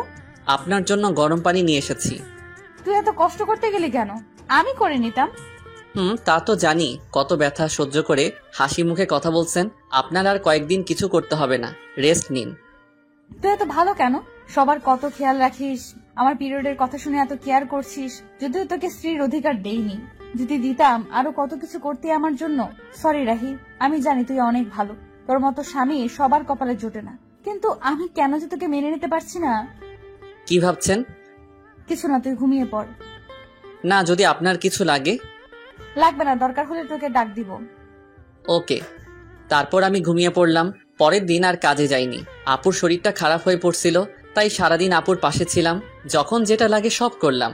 ইস, যদি আমাকে স্বামী হিসেবে মেনে নিত তাহলে এই মুহূর্ত আরো কত সুন্দর হতো। আমার কপালটাই খারাপ। আচ্ছা ও কি বুঝে না আমি ওকে কতটা ভালোবেসে ফেলেছি? এক মুহূর্ত ভালো লাগে না আপুকে ছাড়া। রাতে আবার আপুর জন্য গরম পানি করলাম। তারপর ওষুধ খাইয়ে দিয়ে ঘুম পাড়িয়ে দিলাম। আমিও ঘুমাতে আসলাম। রাহি, বলেন। তোকে একটা কথা বলার ছিল। কি? আমি প্রথম দিন তোকে একটা কথা বলেছিলাম, আমি তোকে স্বামী হিসেবে মানতে পারবো না। কিন্তু এতদিন তোকে কাছে থেকে দেখেছি, তোর কেয়ার গুলো দেখে সত্যি আমি তোকে অনেক ভালোবেসে ফেলেছি। প্লিজ তুই আমাকে তোর স্ত্রী হিসেবে গ্রহণ কর। আমিও তো আপনাকে প্রথম দিন থেকেই ভালোবেসে ফেলেছি। কি এতদিন বলিসনি কেন? আমি কি জানতাম আপনিও আমাকে ভালোবাসেন? এখন তো জানলি। হুম। এখনো কি আপনি বলবি?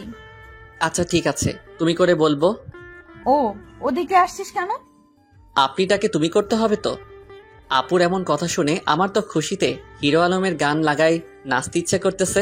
মনে সাহস নিয়ে আপুর ঠোঁটের কাছে আমার ঠোঁট এক করতে যাব, ঠিক তখনই চমকে উঠেছিলাম। আপু আমাকে থাপ্পড় মারলো কেন? তখনই চোখ খুলে দেখি এইটা ছিল স্বপ্ন। মনটাই খারাপ হয়ে গেল। কত সুন্দর একটা স্বপ্ন দেখলাম, এটা যদি বাস্তবে হতো তাহলে কেমন হতো। কিন্তু ওই যে আমার কপাল খারাপ, চারদিকে তাকিয়ে দেখি সকাল হয়ে গেছে। বিছানায় চোখ যেতেই দেখলাম আপু কত সুন্দর করে ঘুমাচ্ছে, ছোট বাচ্চাদের মতো করে। দেখলেই তো পাগল হয়ে যাওয়ার মতো অবস্থা, কিন্তু কিছু করার নেই। এত রোমান্টিক হওয়া আমার জন্য মানায় না। তাই গিয়ে আপুকে ডাক দিলাম, আপু উঠুন, সকাল হয়ে গেছে। হুম। আপনার শরীরে কেমন আছে এখন? ভালো। আপুকে তুলে আমি ফ্রেশ হয়ে খাবার টেবিলে চলে এলাম। দেখি আব্বু বসে আছে। রাহি, তোর সাথে কিছু কথা আছে। বলো আব্বু। আমাদের দোকানটা নতুন করে শুরু করবো ভাবছি। আব্বু এটা তো ভালো কথা। দোকানটা চালু হলে তোকে আর চাকরি করতে হবে না, লেখাপড়া কমপ্লিট করবি আর তানিশা মার খেয়াল রাখবি। আব্বু পরেরটা পরে দেখা যাবে, আগে তো শুরু করো। এভাবেই আমাদের জীবনটা চলছিল। আপু আগের থেকে বেশি আমার উপর রাগ দেখায়, আবার অধিকারও খাটায়। মনে হয় যেন সত্যি আমি ওর বর। কখনো মনে হয় মেনে নিয়েছে, আবার কখনো মনে হয় এগুলো সবাইকে দেখানোর জন্য করছে। একদিন আপু বলল, চল আজকে আমরা ঘুরতে যাই। কোথায় যাবেন? চা বাগান দেখতে যাই। আমার ভালো লাগছে না। কি? আরেকবার বল, দেখ আমি তোর কি অবস্থা করি। আচ্ছা চলেন। এই তো গুড বয়। এ কেমন মেয়ে রে বাবা, একবার রাগ দেখায় আবার রাগ নেই, সব শেষ হয়ে যায়। ও আল্লাহ, কেমন মেয়ের পাল্লাই ফেললে। স্বামী হিসেবে মানে না, কিন্তু স্বামীর অধিকার ঠিক কাটায়। মন চায় কচু গাছের লগে ফাঁস দিয়ে মরে যায়। আল্লাহ আমায় উঠাই লও। আমি রেডি হয়ে আপুর জন্য অপেক্ষা করতে লাগলাম। মেয়েদের এই একটাই জিনিস, কোথাও যাইতে হলে মেকআপ নামের জিনিস তাদের দিতে হইব। কত সময় ধরে অপেক্ষা করতেছি, আসার কোনো নামই নেই। হলো আপনার? এই তো চল। আপুর দিকে তাকাতেই আবারও ক্রাশ খেলাম। নীল জামার সাথে ম্যাচিং করে চুড়ি, চোখে কাজল, অসম্ভব সুন্দর লাগছে, পরীর মতো লাগছে। কি আর বলমু ভাই, এগুলো শুধু নাটকে আর গল্পেই সম্ভব। জীবনে তো একটা পরীর মতো সুন্দর মাইয়া দেখলাম না, পরী নামের পেতনি দেখছি। কি হলো, হা করে কি দেখছিস? পরী দেখি। এখানে পরী পাইলি কই? আমার সামনে। মুখ ফসকে কথাটা বলে ফেললাম। আমার কথা শুনে আপু কিছুটা লজ্জা পেয়ে যায়। আর পরে দেখতে হবে না, চল। চলেন। তারপর আমি গিয়ে আমার বাইকটা বের করলাম। আপু এসে দাঁড়িয়ে আছে। উঠবেন না? উঠছি তো। বলেই আপু বাইকে উঠে আমার কাঁধে হাত রাখলো। কাঁধে হাত দিতেই অন্যরকম অনুভূতি হচ্ছিল। এই প্রথম বাইকে কোনো মেয়েকে নিয়ে উঠলাম। চাচাতো বউকে নিয়ে বাইক চালাচ্ছি, খুব ফিলিংস হচ্ছে। এই ফিলিংসটা আপনাদের বলে বোঝাতে পারবো না। তারপর বাইকটা স্টার্ট করে চালাতে শুরু করলাম। কিছুক্ষণ পর বাইকের স্পিডটা একটু বাড়িয়ে দিতেই আপু আমাকে শক্ত করে জড়িয়ে ধরে। এতক্ষণ এটাই তো চাইছিলাম, নরম শরীরের স্পর্শ, খুব ভালো লাগছিল। কিছুক্ষণ পর আমরা শ্রীমঙ্গল বদ্ধভূমি 71 চলে আসলাম, চায়ের রাজধানী শ্রীমঙ্গল। আমরা বাইক থেকে নামতেই আপু আমার হাত শক্ত করে জড়িয়ে হাঁটতে লাগলো। খুব ভালো লাগছিল তখন। আপু নীরবতা ভেঙে বলল, রাহি। বলেন। সরি। সরি মানে কেন? আমি তোকে মন থেকে স্বামী হিসেবে মানি না, কিন্তু সব সময় তোর উপর অধিকার দেখাই। না ঠিক আছে, আমি কিছু মনে করি না, সব আমার কপালের দোষ। এমন করে বলছিস কেন? কেমন করে বললাম আবার? কিছু না। কিছুক্ষণ আপুর কিছু পিক তুলে দিয়ে আমি বললাম, কিছু খাবেন? আইসক্রিম নিয়ে আয়। আমি তো জানি মেয়েরা ফুচকা পাগলি হয়, কিন্তু আপনি আইসক্রিম পাগলি কেন? এমনি। তোর কোনো সমস্যা? না, আনছি আমি। আইসক্রিম নিয়ে এলাম, তারপর বললাম, এই নেন আপনার আইসক্রিম। একটা কেন, তুই খাবি না? না, ওসব আমি খাই না, আপনি খান। ওকে। আইসক্রিমটা হাতে নিয়ে বাচ্চাদের মতো খেতে লাগলো। এত বড় একটা মেয়ে হয়ে বাচ্চাদের মতো আইসক্রিম খাচ্ছে, কি অদ্ভুত ব্যাপারটা। আপু আইসক্রিম খাচ্ছে আর আমি তাকিয়ে শুধু দেখছি। কি ব্যাপার, অমন করে কি দেখছিস? কই না তো। আমি দেখেছি তুই আমার খাওয়া দেখছিলি। না, দেখতে হবে না, চাইলে তুই খেতে পারিস। না, আপনি খান। আমি বলছি তুই খাবি, এই নে। আমি খাবো না, আপনি খান। তুই খাবি নাকি আইসক্রিম তোর মুখে মেখে দিব? আচ্ছা ঠিক আছে। আমি আর কিছু না বলে হা করি। আপু আইসক্রিম আমার মুখে দিল। আমি খেতে না চাইলেও বাধ্য হয়ে খেতে হলো। রাগ করলি? আমি সবার উপরে রাগ করি না। ও তো কার কার উপর রাগ করিস না একটু শুনি। আপনাকে বলবো কেন? আর কিছু না বলে ঘোরাঘুরি করে বাড়ির উদ্দেশ্যে রওনা দিলাম। রাস্তায় হঠাৎ আমার একটা ফ্রেন্ড মিতুর সাথে দেখা। কিরে রাহি, কেমন আছিস? এই তো আলহামদুলিল্লাহ ভালো, তুই? আমিও ভালো আছি। তো তোর কি খবর? এই তো আর কি। আমরা কথা বলছিলাম, হঠাৎ আপুর দিকে চোখ যেতেই দেখলাম আপু রাগে ফুলছে। কিছু বুঝলাম না। তোর সাথে মেয়েটাকে? ও হলো আপনার বউ তানিশা, আর তানিশা ও আমার ফ্রেন্ড মিতু। হাই আপু, আপনি তো অনেক কিউট। ধন্যবাদ আপু। মিতুর সাথে কিছুক্ষণ কথা বলার পর বাড়িতে চলে এলাম। বাড়িতে আসতে আসতে সন্ধ্যা হয়ে গেছে। আমি ফ্রেশ হয়ে বিছানায় শুয়েছিলাম, তখন আপু রুমে আসলো। দেখে মনে হচ্ছে কোনো কারণে রেগে আছে। রুমে এসে আমার সাথে কোনো কথা বলেননি, আমিও বলিনি। রাতে আম্মু খাবার খেতে ডাকছে, তাই আমি খাওয়ার জন্য চলে এলাম। খাওয়া দাওয়া শেষ করে রুমে চলে আসি, এসেই শুয়ে পড়ি। তখন আপু রুমে আসলো। তখন আমি বললাম, কি ব্যাপার, আপনাকে এমন দেখাচ্ছে কেন? সারাদিন তো ঠিকই ছিলেন। আমার সাথে কথা বলবি না তুই? কেন, আমি আবার কি করলাম? মেয়ে মানুষ দেখলে এই গায়ে পড়ে কথা বলতে হবে, তাই না? কখন আবার মেয়েদের সাথে কথা বললাম? ও এখন তো মনে করিয়ে দিতে হবে।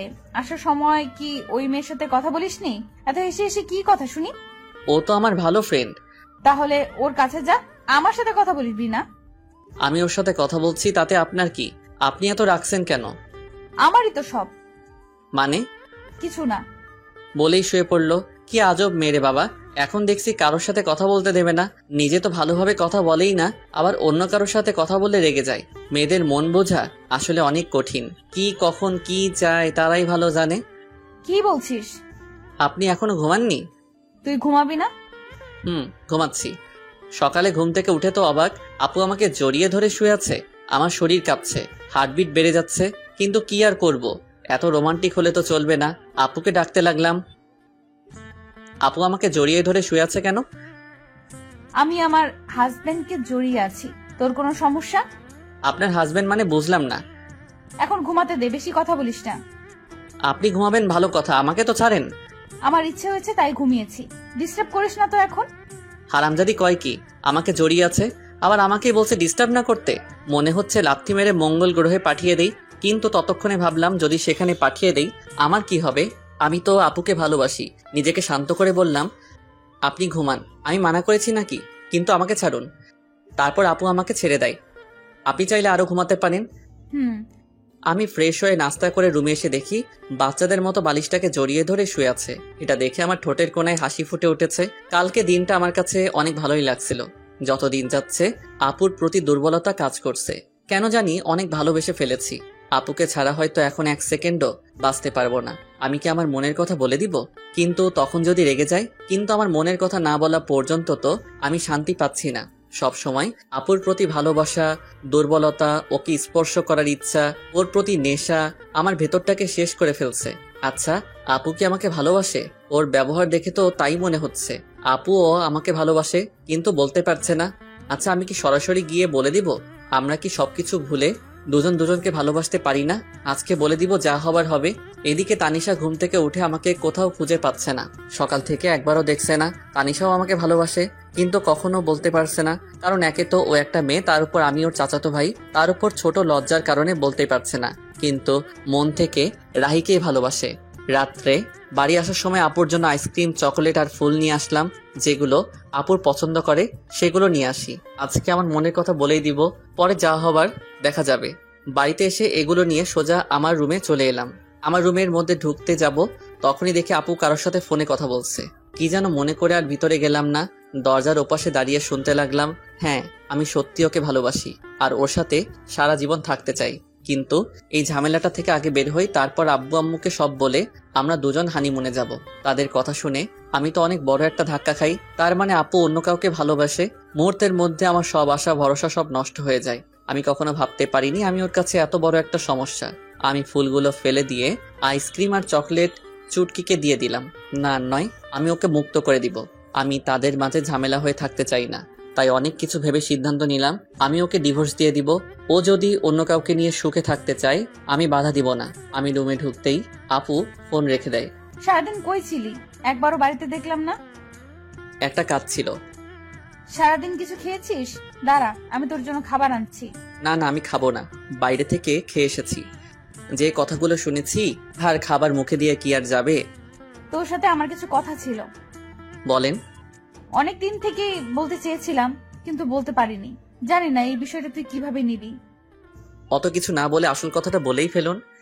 আসলে আমি তোকে ডিভোর্স দিতে চান, তাই তো? মানেটা খুব সহজ। আপনি আর এই মিথ্যা সম্পর্ক রাখতে চান না, তাই আমাকে ডিভোর্স দিতে চান। সমস্যা নেই, দিয়ে দিব। আপনার ইচ্ছা আমি খুব তাড়াতাড়ি পূরণ করে দিব। আমি ডিভোর্স পেপার রেডি করছি। আপনি আপনার পছন্দ মতো একটা ছেলেকে বিয়ে করে নিয়েন। কিন্তু আমি তো বাড়িতে কিভাবে জানবেন? ওইটা আপনাকে চিন্তা করতে হবে না, আমি ম্যানেজ করে নিব। তারপর আমি আর আপুকে কিছু বলার সুযোগ না দিয়ে ফ্লোরে শুয়ে পড়লাম। আর বেশিক্ষণ কথা বললে হয়তো চোখ দিয়ে বন্যা শুরু হয়ে যেত। যাকে এতটা ভালোবাসি সে আজ আমাকে এভাবে ছ্যাঁকা দিয়ে দিল। এসব ভাবতে ভাবতে কখন ঘুমিয়ে পড়েছি মনে নেই। হঠাৎ কারো কান্না করার আওয়াজ শুনে ঘুমটা ভেঙে যায়। চোখ খুলে দেখি তানিশা আপু কান্না করতেছে। কি ব্যাপার, এত রাতে কান্না করছেন কেন? কিছু না, এমনি। আজব তো, এত রাতে কেউ কাঁদে? নিজেও ঘুমাচ্ছেন না, আমাকেও ঘুমাতে দিচ্ছেন না। আচ্ছা তুই ঘুমা। আমি ঘুমিয়ে যাই। এদিকে তানিশা ভাবতে থাকে, কেন তোকে বলতে পারলাম না আমি তোকে কতটা ভালোবাসি?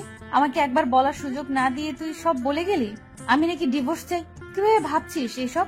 ওকে, তুই যদি আমাকে ডিভোর্স দিয়ে ভালো থাকিস তাহলে চলে যাব তোর জীবন থেকে অনেক দূরে। তাছাড়া তোকে বিয়ে করে তোর জীবনটা আমি নষ্ট করে দিয়েছি, পারলে ক্ষমা করে দিস। পরের দিন আমি উকিলের সাথে যোগাযোগ করে ডিভোর্সের অ্যাপ্লাই করে আসলাম। আমাদের 6 মাসের ডেট দিয়েছেন। সেখান থেকে আফিকুলের সাথে দেখা করলাম। দোস্ত, আমার সব শেষ। কেন, তোর আবার কি হলো? আর কাঁদছিস কেন? তানিশা আমার কাছে থেকে ডিভোর্স চাই। কি বলছিস এসব তুই? হ্যাঁ, আমি সত্যি বলছি। তাহলে কি করবি এখন তুই? আমার সাথে চল। কোথায়? চল না। আমি আর আফিকুল একটা বারে আসলাম। এখানে আনলি কেন?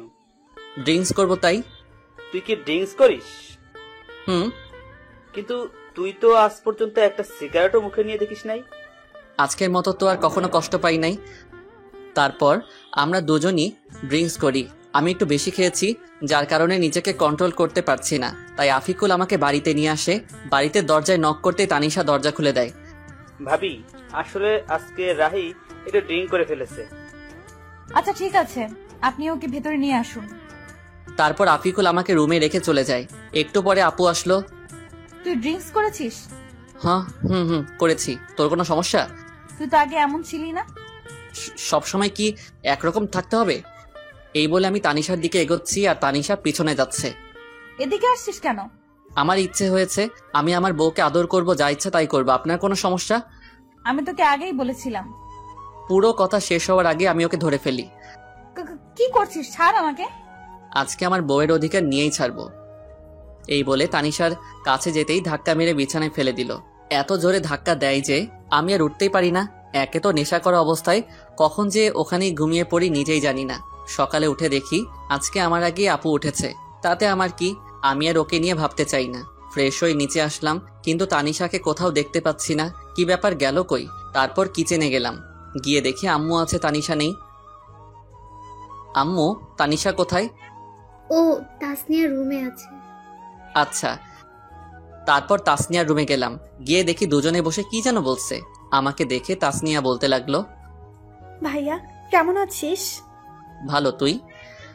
আমিও ভালো। ভাবিকে ডাকতে এসেছিস? না, এমনিতেই তোকে দেখতে এসেছিলাম। হ্যাঁ, আগে তো এত ভালো ছিলি না, এখন কি ব্যাপার? ভাবি যাও, ভাইয়া তোমাকে দেখতে না পেয়ে মনটাকে সান্ত্বনা দিতে পারছে না। তুই কিন্তু একটু বেশি পেকেছিস। দেখছো ভাবি, তোমার সামনে ভাইয়া আমাকে বকা দিচ্ছে। এতক্ষণ চুপ ছিল, এবার বলল, ওকে আর জ্বালাতে হবে না, চলো। তারপর আমি আর আপু চলে আসলাম। পিছনে ফিরে দেখলাম হারামিটা মিটমিট করে হাসছে। কিছু বলবি? আসলে কালকে রাতের জন্য সরি। আপু মাথা নিচু করে আছে। আসলে কালকে রাতে মনে হয় একটু বেশি করে ফেলেছি। আমি কখনো ভাবিনি এমনটা হবে। প্লিজ মাফ করে দিয়েন। আচ্ছা ঠিক আছে, তখন তুই হুঁশে ছিলি না, কিন্তু তুই ড্রিঙ্কস কেন করেছিস? এমনি, বাদ দেন। বলে চলে আসতে চাইছিলাম, এমন সময় আপু আমার হাত টেনে ধরে। আপুর হাতের ছোঁয়ায় কেমন যেন বুকের মধ্যে ইলেকট্রিক শক লাগলো। আমাকে ইগনোর করছিস কেন? কই না তো। তাহলে বললি না কেন? এমনি ভালো লাগছে না। ও আচ্ছা, বলতে হবে না। তারপর আপু চলে যায়। সারাদিন আর একবারও কথা বলেনি। তাতে আমার কি, দুজনে দূরে দূরে থাকাই ভালো। কিছুদিন পর আবার শরীরটা অনেক খারাপ হয়ে যায়। এই কয়দিনে তানিশার সাথে দরকার ছাড়া কোনো কথা হয় নাই। তানিশাও দরকার ছাড়া কথা বলেনি। দেখি, সোজা হয়ে শো, আমি তোকে জলপট্টি দিচ্ছি। লাগবে না আমার, আমি ঠিক আছি। লাগবে না মানে? জ্বর তো এখনো কমেনি। তো কি হয়েছে, মরেই তো যাব, তার থেকে তো বেশি কিছু না। এত বেশি কেন বুঝিস সবসময়? আমি বেশি বুঝি তাতে আপনার কি? আজব তো, এরকম করছিস কেন তুই আমার সাথে? কি করছি? কিছু না, এখন চুপ করে থাক। কিছু আর বললাম না, জানি আরো কিছু বললে হয়তো কষ্ট পাবে, আর কিছু শুনবেও না, তাই শুয়ে থাকলাম। আপু আমাকে জলপট্টি দিয়ে দিল। যতদিন পর্যন্ত সুস্থ হয়নি আমার পাশে থেকেছে, কিন্তু একবারও ভালোভাবে কথা বলেনি। এত যত্ন করিস কিন্তু ভালোবাসি কথাটা বললেও কি হয়? নিজেও কষ্ট পাবে, আমাকেও কষ্ট দিবে। ফাজিল একটা মাইয়া। কিছুদিন পর বলে ও নাকি তাদের বাড়িতে যাবে। কাল আমাকে আমাদের বাড়িতে নিয়ে যাবি? কি ব্যাপার, আগে তো বললে না না করতো, আজ বলতেই রাজি হয়ে গেল। পরের দিন আপুকে তাদের বাড়িতে নিয়ে যাই, আপুকে রেখে আসতে যাব তখন। বাবা আজকে দিনটা থেকে যা, এখনই আসলি আবার চলে যাবি? শাশুড়ি মা কথাটা বললেন। না মা, আমার কাজ আছে, ও থাকুক যতদিন থাকার, আমি পরে এসে নিয়ে যাব। আচ্ছা। তানিশার কাছে ওর মা গিয়ে বলল, কি ব্যাপার তানিশা, রাহির সাথে কি তোর কিছু হয়েছে? ও এমন ভাবে চলে গেল কেন? তানিশা কিছু না বলে ওর মাকে জড়িয়ে ধরে কেঁদে দেয়। কি হলো, কাঁদছিস কেন? কি হয়েছে পাগলি মেয়ে, এভাবে কাঁদছিস কেন? রাহি কি তোকে কিছু বলেছে? আম্মু, আমি রাহিকে ভালোবেসে ফেলেছি, কিন্তু বলতে পারছি না। ও অন্য কিছু ভেবে আমার উপর রেগে আছে। তারপর ওর মাকে সব খুলে বলে। আমি রাহির সাথে কথা বলে দেখছি। না আম্মু, তোমাকে বলতে হবে না। তুই তো বলতে পারবি না, পাগলি একটা। আমি বলছি। না, আমিই বলবো, তারপর যা হবার হবে। ওকে, তাহলে এবার কান্না থামা, পাগলি একটা। এদিকে আমি বাড়িতে এসে কিছু ভালো লাগে না, মনটা শুধু হাহাকার করছে, কি যেন নেই মনে হচ্ছে। আপুকে ওখানে রেখে এসে তো এখন রুমটা ফাঁকা ফাঁকা মনে হচ্ছে। ওকে কি নিয়ে আসবো? কিন্তু এত রাতে কিভাবে যাব? কাল সকালে গিয়ে নিয়ে আসবো, তা না হলে ওকে দেখতে না পেয়ে মরেই যাব। এদিকে রাতটা যেন কাটতেই চাচ্ছে না, এপাশ ওপাশ করছি।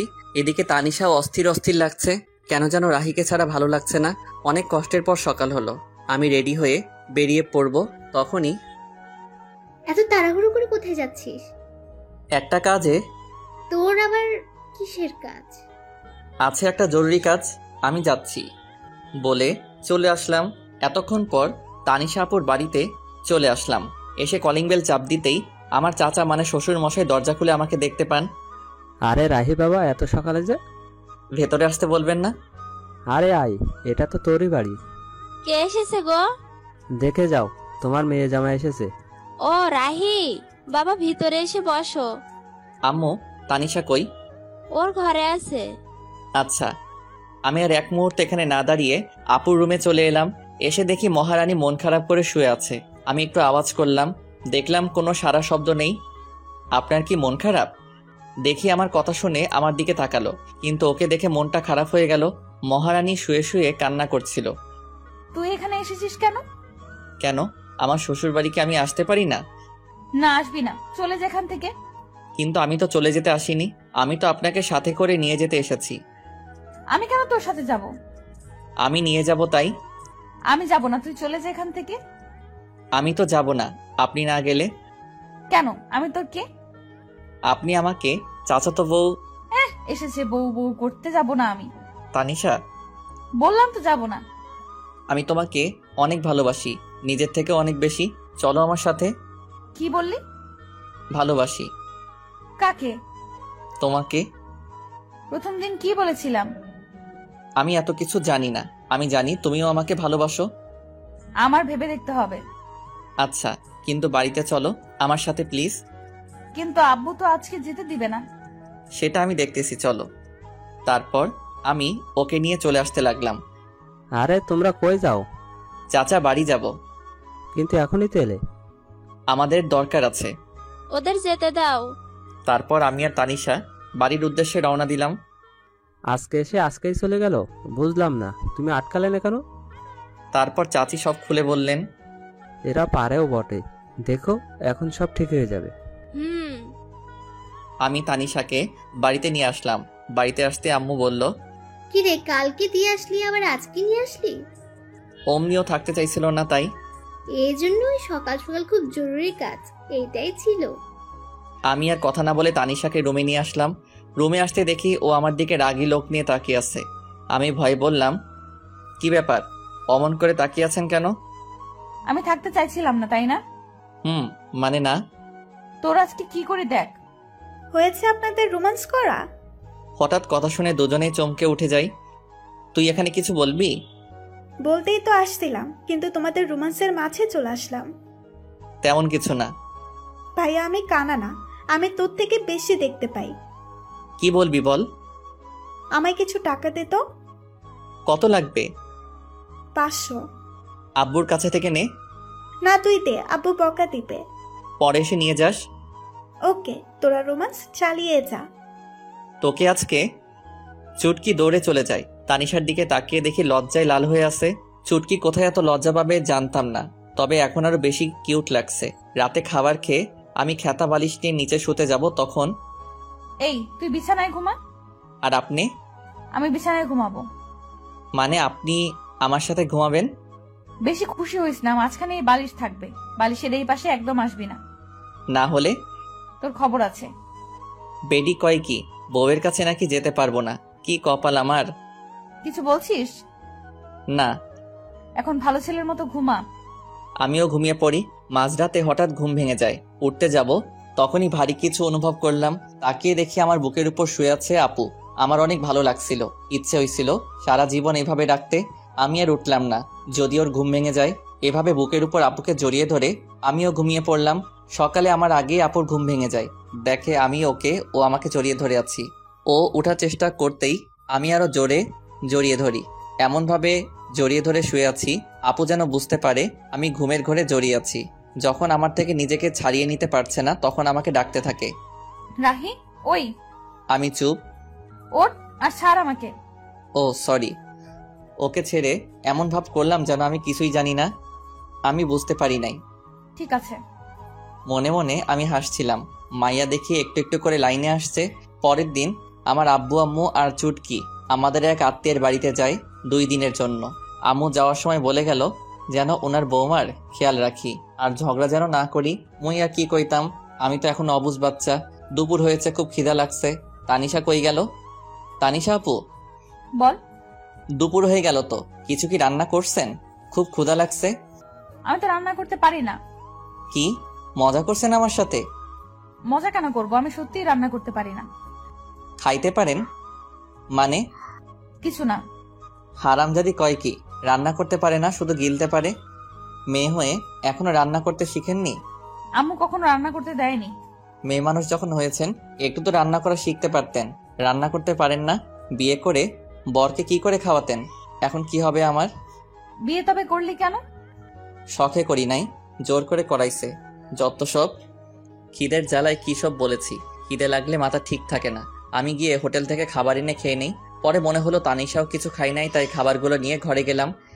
এই নেন, খাবারগুলো খেয়ে নেন, আমার মাথা ব্যথা করছে। আমি নিচে ঘুমাচ্ছি, আপনি খাবার খেয়ে নিয়েন। তারপর আমি গিয়ে ড্রয়িং রুমে ঘুমিয়ে পড়লাম। ঘুম ভাঙলে দেখি সন্ধ্যা নামবে। তানিশাকে ডাকতে রুমে যাই, গিয়ে দেখি খাবারগুলো যেমন রেখেছিলাম তেমনই আছে। তানিশা গেল কোথায়? সারা বাড়ি খুঁজে পেলাম না, তাই ছাদে গেলাম।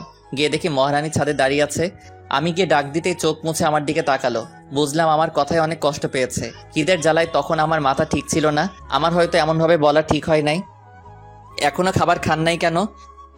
এমনি ভালো লাগছিল না। সরি, আমি আপনাকে সেভাবে বলতে চাইনি, প্লিজ আমাকে মাফ করে দিয়েন। না, সরি কেন বলছিস? তুই তো ঠিকই বলছিস।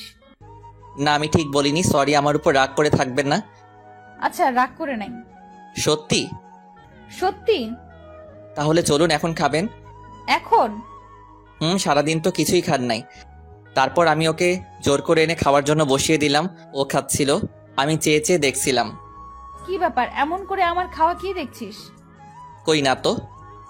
আমি দেখছি তুই আমার খাওয়া দেখছিলি। দেখছি তো কি হয়েছে? কেন, আমার নজর লাগবে না বুঝি? আমি আমার বউয়ের খাওয়া দেখছি, তাতে আপনার কি? কে তোর বউ? কেন কি বললি? কে তোর বউ? আপনি খান, আমি আসছি। এখন আবার কই যাস? রাতের খাবার আনতে। আপনি তো আর রান্না করতে পারবেন না। পরের দিন এভাবেই চলে গেল। তার পরের দিন বাড়িতে সবাই এলো। এইদিকে মনে মনে আমি একটা প্ল্যান করতে থাকি। পরের দিন সকালে ঘুম থেকে উঠে দেখি তানিশা আমাকে আজকেও জড়িয়ে ধরে আছে, আমিও আমার উঠি না, কারণ এই সময়টা আমার কাছে খুব ভালো লাগে। সারাদিনে ওর এতটাই কাছে আসতে পারি, এটাই আমার জীবনের অনেক কিছু। সারা জীবন আমি ওকে আমার বুকের মধ্যে জায়গা দিতে চাই, যেন কখনো সে হারিয়ে না যায়। আজকে তানিশা ওর ফ্রেন্ডদের সাথে দেখা করতে গেছে। তোর কিছু ভালো লাগছে না। এর মাঝে আমার ফোনটা বেজে উঠলো। ফোন হাতে নিয়ে দেখি এক বড় ভাইয়ের ফোন। ফোন রিসিভ করলাম। রাহি বলছো? হ্যাঁ ফয়সাল ভাই বলেন। তুই চাকরির কথা বলেছিস না? ভাই বলেছিলাম। আমার এক আঙ্কেলের অফিসে তোর চাকরির ব্যবস্থা করেছি, তুই এই ঠিকানায় আয়। ভাই আমি আসছি। ফয়সাল ভাইয়ের দেওয়ার ঠিকানায় আমি চলে গেলাম। তারপর ওনার সাথে দেখা করলাম, কাজ হয়ে গেল। আমিও চলে আসি। রাস্তা দিয়ে হাঁটছিলাম, হঠাৎ তানিশার মতো কাউকে দেখতে পেলাম।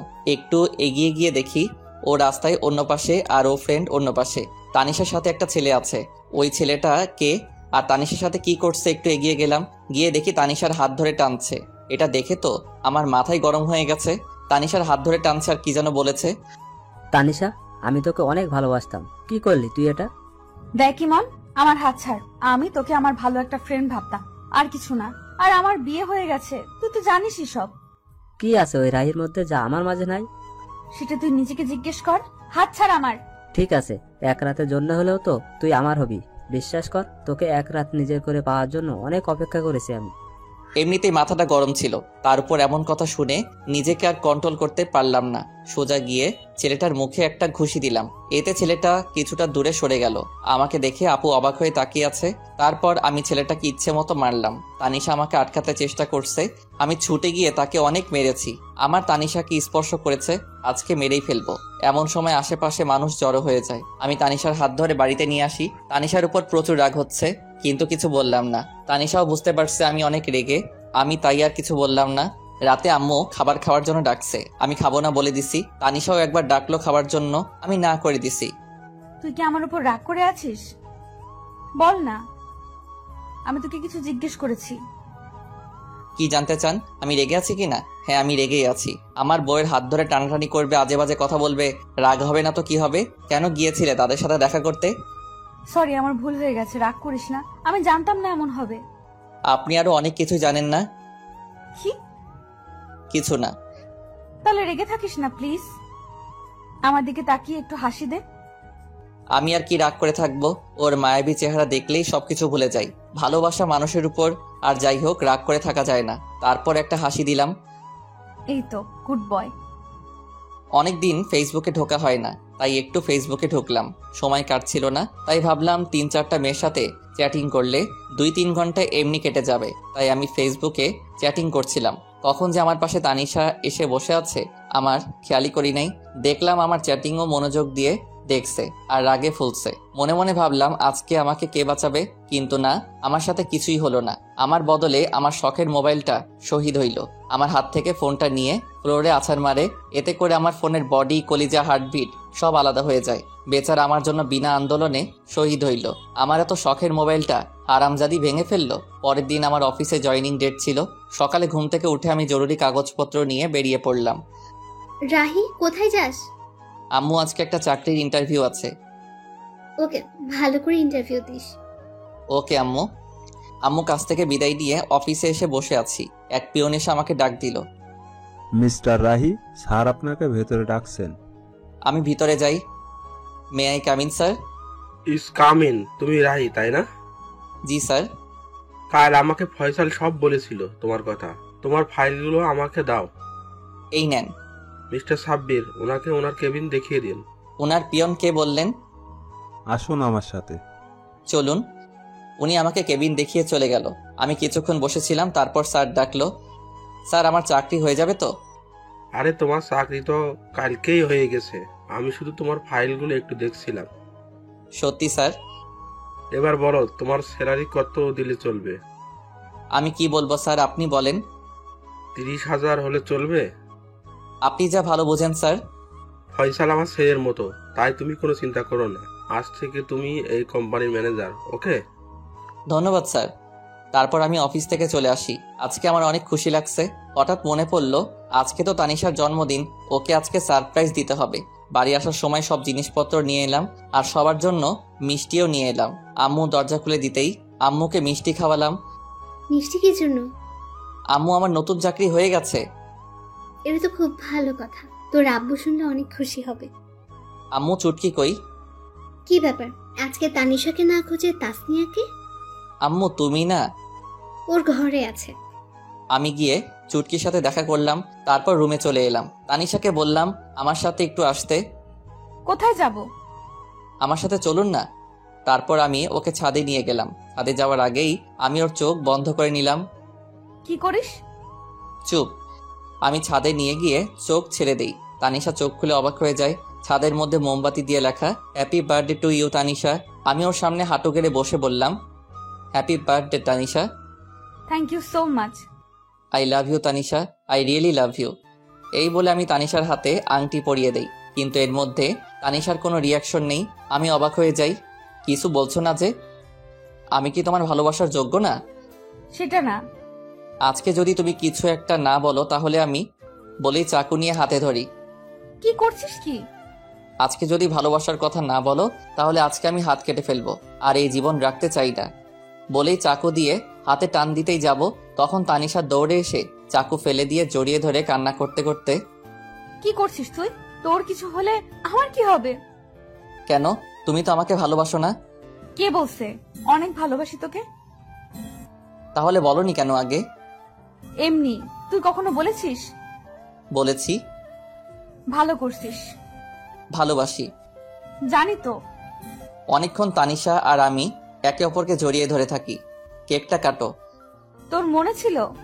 আমার একমাত্র বউয়ের জন্মদিন আমার মনে থাকবে না? হয়েছে হয়েছে, আর পাম মারতে হবে না। তারপর আমি আর তানিশা মিলে কেকটা কাটি। আমি ওকে খাইয়ে দেই আর ও আমাকে খাইয়ে দেয়। এই মুহূর্তটা আমার কাছে মনে হলো নতুন অনুভূতি। এতদিন পর আজকে আমার খুশি লাগছে। অনেক রাত হয়েছে, চলো এখন। এমন ভাবে যাব না। তাহলে? আমি হেঁটে যেতে পারবো না। তাহলে কিভাবে যাবেন? বুঝতে পারছিলাম ও আমার খুলে উঠে যাওয়া কথা বলছে, তার জন্য এমন করে বলেছে। আমি না বোঝার ভান করলাম। সব কথা কি মুখে বলতে হয়? বুঝতে পারছি। বলে তানিশাকে খুলে তুলে নিলাম। আমার গলা জড়িয়ে ধরলো। আমি ছাদ থেকে ওকে রুমে নিয়ে আসলাম। রুমে এসে তো তানিশা অবাক হয়ে যায়। রুমটা এত সুন্দর করে কে সাজালো? তানিশার পছন্দ সব ফুল দিয়ে সাজানো। পছন্দ হয়েছে? অনেক। কে করলো এসব? সেটা না হয় পরে জানবে। ওকে। তারপর আমি দরজা লাগিয়ে তানিশাকে বিছানায় ফেলে দেই। আমি তানিশার উপরে উঠে ওকে দেখতে থাকি। তানিশা আমাকে ধাক্কা দেয়, কিন্তু লাভ হয় না। আমি ওর কাছে যেতেই তানিশা লজ্জায় চোখ বন্ধ করে নেয়। আমি ওর গোলাপি ঠোঁটে কিস করতেই ও কেঁপে ওঠে। আমি আস্তে আস্তে ওর ঠোঁটে কিস করতে করতে গলায় কিস করি। এরপর তানিশা নিজেই আমার উপর ঠোঁটে কিস করতে শুরু করে। তারপর আমার দুজনেই হারিয়ে যাই ভালোবাসার অতল সাগরে। সকালে আমার আগেই তানিশার ঘুমটা ভেঙে যায়। তানিশা দেখে আজকেও আমার বুকের উপর শুয়ে আছে। তানিশার কাছে আজকে সকালটা একদম অন্যরকম। অনেক খুশি খুশি লাগছে, কিন্তু কাল রাতের কথা মনে পড়তেই কিছুটা লজ্জা পাই। তাকিয়ে দেখে এখনো রাহি ঘুমিয়ে আছে। তাই রাহির কপালে আলতো করে একটা কিস দেয়। এতে রাহি তানিশাকে আরো শক্ত করে জড়িয়ে ধরে। তানিশা বুঝতে পারে রাহি জেগে আছে এখনো, তাই রাহির কাছ থেকে ছাড়ার জন্য চেষ্টা করে, কিন্তু পারে না। রাহি আরো শক্ত করে জড়িয়ে ধরে কিস দেয়। কি মশাই, সারা রাত তো ঘুমাতে দেন নাই, এখন আবার কি? এখন ওইটা? একদম না, সারা রাত আদর করে শখ মেটেনি। না, এখন একটু। No mister. ওকে একটা কিস তো দিবা? ওকে, চোখ বন্ধ করো। কেন? এখন আবার লজ্জা কি? চোখ বন্ধ করতে বলছি, বন্ধ করো। ওকে। আমি চোখ বন্ধ করলাম। একটু পর তানিশা ওর ঠোঁটে আমার ঠোঁটের সাথে এক করে দিল। বাহ, সকাল সকাল এমন মিষ্টিকে ঘুম ভাঙলে লাইফটাই সুন্দর হয়ে যেত। তারপর তানিশা গোসল করতে চলে যায়। আমি শুয়ে রইলাম। তানিশা গোসল করে এসে দেখে আমি এখনো ঘুমিয়ে আছি। কি ব্যাপার, উঠবে না নাকি সারাদিন শুয়ে থাকবে? এই শোনো। তানিশা চুল মুছতে মুছতে আমার কাছে আসতেই আমি টান দিয়ে আমার কাছে নিয়ে আসি। এতে ওর ভিজা চুল আমার মুখের উপরে পড়ে। চুল থেকে এত সুন্দর সুগন্ধি আসছিল, সেটা মনে হয় সব পারফিউমকে হার মানাবে। তানিশা আমাকে মুখের উপর থেকে চুলগুলো সরিয়ে নেয়। মেজাজটা খারাপ করে দিল। কত সুন্দর লাগছিল, দিল তো 12টা বাজিয়ে। কি হলো এটা? তুমি তো আমাকে তোমার উপর ফেলে দিলে। চুলগুলো কেন সরালে? কত ভালো লাগছিল। আমি জানি না। কি মাথা মোটা? কি বললে? কিছু না। আজকে তোমাকে এত সুন্দর লাগছে কেন? আগে সুন্দর লাগতো না বুঝি? আগে লাগতো, কিন্তু তার থেকে বেশি এখন লাগছে। মন চাচ্ছে সারাদিন আজকে তোমাকে আদর করি। চুপ বদমাইশ। এবার ছাড়ো, অনেক দেরি হয়ে যাচ্ছে, বাইরে যেতে হবে। ওকে। তানিশা চলে যায়। আমিও ঘুম থেকে উঠে ফ্রেশ হতে যাই। তানিশা কিচেনে আম্মুর কাছে গিয়েছে রান্না শিখতে। তুই এখানে কেন এলি? আমাকে তো কোনো কাজই করতে দাও না, তোমার একটু হেল্প করি। কি ব্যাপার, তুমি এইভাবে হাসতেছো কেন? তোকে কাজ করতে হবে না, রাহির কাছে যা। যাচ্ছি, তবে হাসছো কেন বলবে তো? তারপর তানিশা চলে যায় আমার কাছে। কি ব্যাপার ম্যাডাম? আম্মু আমাকে দেখে বারবার এভাবে হাসছে কেন? কি বলো? হ্যাঁ বললাম, হাসছো কেন? বলে কিছু না, তোমার কাছে যেতে বলেছে। আমি ওর দিকে একটু ভালো করে তাকিয়ে হাত ধরে ঘরে নিয়ে আসলাম। কি হলো, এইভাবে নিয়ে আসলে কেন? এই দেখো। আমি আয়নার কাছে ওকে দাঁড় করিয়ে গলায় আর ঘাড়ে দেখালাম। ও আল্লাহ, এসব দাগ! তুমি এসব না দেখে গিয়েছিলে কেন? আমি বুঝি নাই। সরি, কাল রাত হয়তো অনেক ব্যথা লেগেছে তোমার। আমার এমন করা ঠিক হয়নি। তোমার ভালোবাসার কাছে কখন যে ব্যথা লেগেছে বুঝতেই পারি নাই। আমি সকালে নাস্তা করে অফিসে চলে গেলাম। আজকে প্রথম দিন, তাই লেট করলাম না। আমি অফিসে চলে আসায় তানিশার ভালো লাগছিল না, তাই ও চুটকির কাছে যায়। কি ব্যাপার ভাবি, আজকে তুমি এত সকালে উঠেছো? রোজই তো উঠি। আমি তো ভাবছি আজকে সারাদিন ঘুমাবে। কেন? কালকে রাতে এত কিছু করলাম তোমাদের জন্য, আমি তো ভাবছি আজকে সারাদিন তুমি ঘুমাবে। কি তার মানে তুই ঘরটা সাজাইছিলি? জি, আর আমি জানতাম তোমাকে ভাই সারপ্রাইজ দিবে। আগে থেকেই সব জানতি, আমাকে বললি না? শয়তাননি। বললে ভাই আর কি হতো, আমার ভাই আমার কিউট ভাবিটাকে কত ভালোবাসে। তোরা দুই ভাই বোন আস্ত বদের হাড্ডি। আমার কিউট ভাবি। কি ব্যাপার, এত তেল মারছিস কেন? কিছু না। দুপুরের দিকে ভাবলাম তানিশাকে একটা ফোন দেই, খেয়েছে কিনা, কিন্তু পরক্ষণে মনে হলো আমার ফোন তো বিনা আন্দোলনে শহীদ হয়েছে। ফোনটা আর দেওয়া হলো না। ভাবলাম তানিশার হাতের ফোনটা নষ্ট, একটা কিনে দিতে হবে। বিকালে বাড়িতে আসার সময় তানিশার জন্য আইসক্রিম আর চুটকির জন্য চকলেট নিয়ে আসলাম। দরজায় কলিং বেল দিতেই তানিশা এসে দরজা খুলে দিল। আইসক্রিমটা ওর হাতে দিলাম আর চকলেট চুটকিকে দেওয়ার জন্য বললাম। রাতে খাবার খেয়ে রুমে এসে বসে আছি, দেখে একটু পর তানিশা আসলো, এসে আমার পাশে বসলো। আমি ওর কাঁধে হাত রাখতেই সরিয়ে দিল, আবার হাত দিতে আবারও সরিয়ে দিল। কি ব্যাপার ম্যাডাম, আজকে এত রেগে আছেন যে? কালকে সব প্ল্যান চুটকি জানতো, তাই না? না মানে হ্যাঁ, ভয়ে। পিচ্চি মেয়েটাকে নিজের মতো করে তৈরি করছো? ও পিচ্ছি? এখনই সব বুঝে? তার মানে কিছু না বাবু। এই একদম আমাকে বাবু বলবি না, আমি কারো বাবু নই। আরে সোনা, রাগ করছো কেন? নিজের করে পেতে একটু হেল্প করছে, এবার একটু কাছে আসো, আদর করি বলে জড়িয়ে ধরে কিস দিলাম। এবার হয়েছে তো, ছাড়ো আমায়। এখনো মন ভরে নাই? মন ভরে নাই, আরেকটা দিলে ভালো হতো। একটা কেন, 1000টা দিবা। তবে একটা শর্ত আছে, সেটা মানতে হবে। আগে বলো রাখবে, আমার কথা ঠান্ডা মাথায় জবাব দিবে। দিব, বলো। অফিসে কি কোনো মেয়ে আছে? তাদের সাথে কি তুমি কথা বলো? তানিশার কথা শুনে রাহি তো রাগে আগুন, কিন্তু কথা দেওয়ার কারণে ঠান্ডা মাথায় জবাব দিল।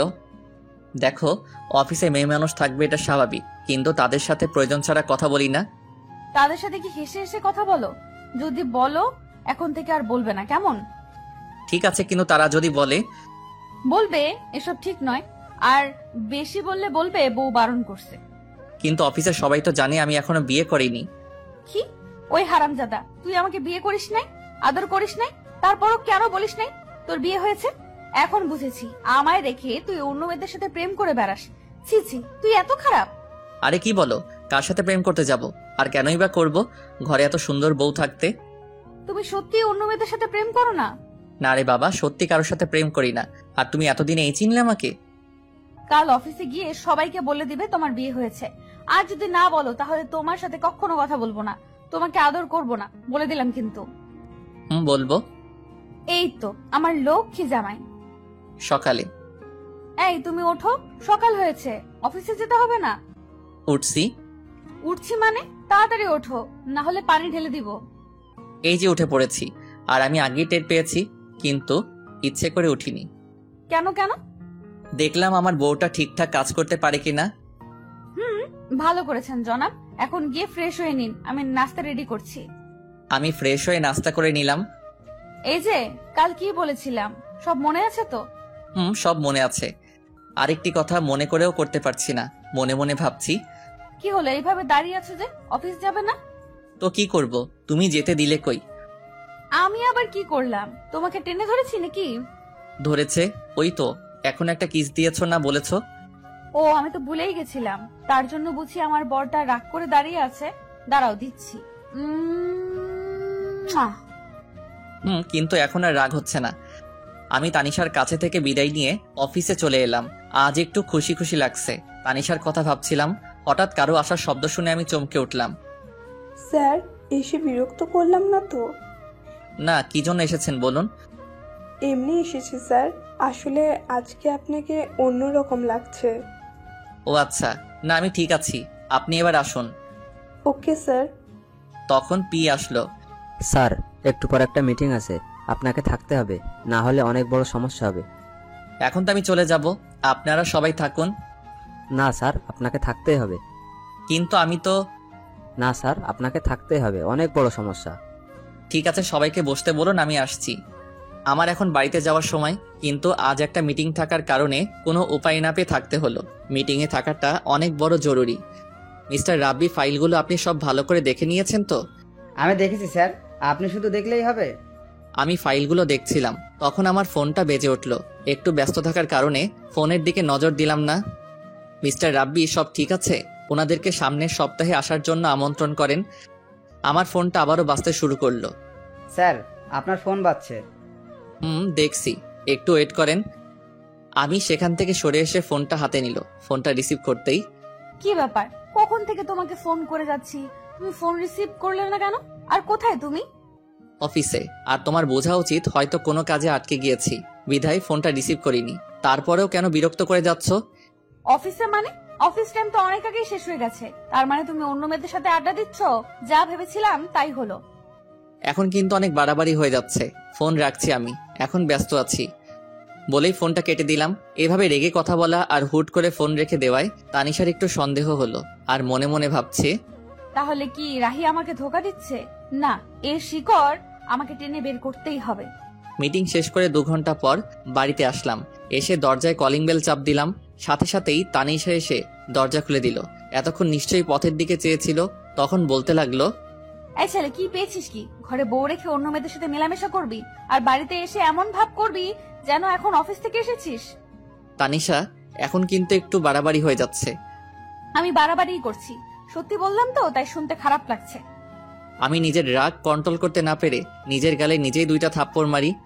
এমনিতেই আজকে কাজের অনেক ধকল গেছে, তার উপর বাড়িতে আসতে না আসতে কি সব শুরু করে দিয়েছ। আমি তোমাকে আগেই বলেছি আমার কোনো মেয়ের সাথে মেলামেশা নেই। আগে যাই একটু কথা বলতাম, এখন তাও বলি না, কারণ তুমি আছো, তোমাকে নিয়েই ভাবতে চাই। তাহলে আজ এত লেট করলি কেন? ফোন করলাম, কথা না বলে কেটে দিলি। নিশ্চয়ই তখন পাশে কোনো মেয়ে ছিল। ছিল, তবে কোনো বাজে মেয়ে ছিল না। তাহলে কেন বললি না? কাজে আটকে গিয়েছিলাম, তার উপর একটা মিটিং ছিল। সরি, আগে বলনি কেন? তাহলে তো এত বাজেভাবে বকা দিতাম না। আমার বুকের উপর ঠুস করে মাথা রেখে কথাগুলো বলল। আমাকে বলার সুযোগ দিয়েছো তুমি। সরি বাবা, এবার ফ্রেশ হতে যাও। রাতে খাবার খেয়ে যে যার মতো রুমে চলে গেল। আমি রুমে এসে অভিমান করে বসে আছি। কি হলো? এভাবে মুখ গোমড়া করে বসে আছো কেন? কি হলো আমার পাগলটার? কি হলো? এভাবে মুখ গোমড়া করে বসে আছো কেন? কথা না বললে কিন্তু আমি অন্য রুমে চলে যাব বলে দিলাম। যাও না কেন, আটকে রেখেছে। তুমি এখনো আমার উপর রেগে আছো? এই যে কান ধরছে, আর কখনো এমন হবে না। সরি বাবু। এসব বলে কাজ হবে না, ঘুষ লাগবে। ঘুষ দেওয়া এবং নেওয়া আমি পছন্দ করি না।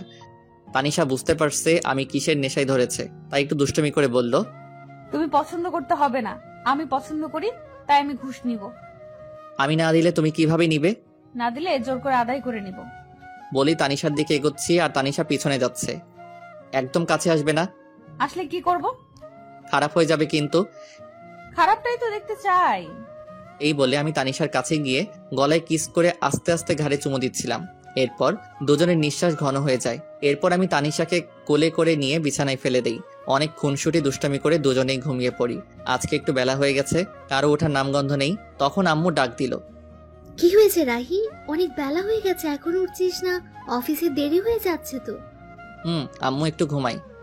আর ঘুমাতে হবে না, আর ঘুমালে তোমার অফিসে যাওয়া হবে না। আচ্ছা, উঠছি। তারপর আমি ফ্রেশ হয়ে নাস্তা করে অফিসে চলে এলাম। দেখি রাব্বি আমার কেবিনে বসে আছে। কি ব্যাপার? কিছু না স্যার, অন্য দিনের তুলনায় আজকে একটু লেট হয়েছে। আচ্ছা যাও, কাজ করো গিয়ে। রাব্বি চলে গেল। আমি কেবিনে বসে কাজ করছিলাম, তখন আমার ফোনটা কান্না করে উঠল। ফোনটা হাতে নিয়ে দেখি অচেনা নম্বর। খুব বিজি, আমাকে একটু সময় দিতে পারো না? আপনি কোথাও ভুল করছেন, আমি আপনাকে চিনি না, আর নাম্বারটাও কোনোদিন দেখিনি। ও, এখন তো মনে থাকবেই না। বিয়ের আগে কত কিছু করেছো, বিয়ে করার সাথে সাথে সব শেষ। আপনি কে বলুন তো? বলবো না। ওকে ভাই, আমি ফোন রেখে দিলাম। এই না না, বলছি। আজ আম্মুর কাছ থেকে নতুন সিম নিয়েছি তোমার সাথে দুষ্টামি করব বলে। তাই তো, কি করেছে আমার বাবুটা? কথা বলছি জনাব, তুমি কি করছো? একটা মেয়ের কোলে মাথা রেখে শুয়ে আছি। কি বললি তুই হারামি, লুচ্চা বেটা? তোর সাথে কোনো কথা নাই, তুই কোনো দিন আমাকে বউ বলবি না। তানিশা ফোন রেখে দিল। আমি হাসতেছি, কেমন বোকা বানিয়ে দিলাম তানিশাকে। একটু পর আম্মুর ফোন এলো। হ্যালো আম্মু, বলো। অসময়ে ফোন দিলা যে, কি কিছু হয়েছে? কিছু হয়নি, কিন্তু হঠাৎ তানিশা কেমন যেন করছে।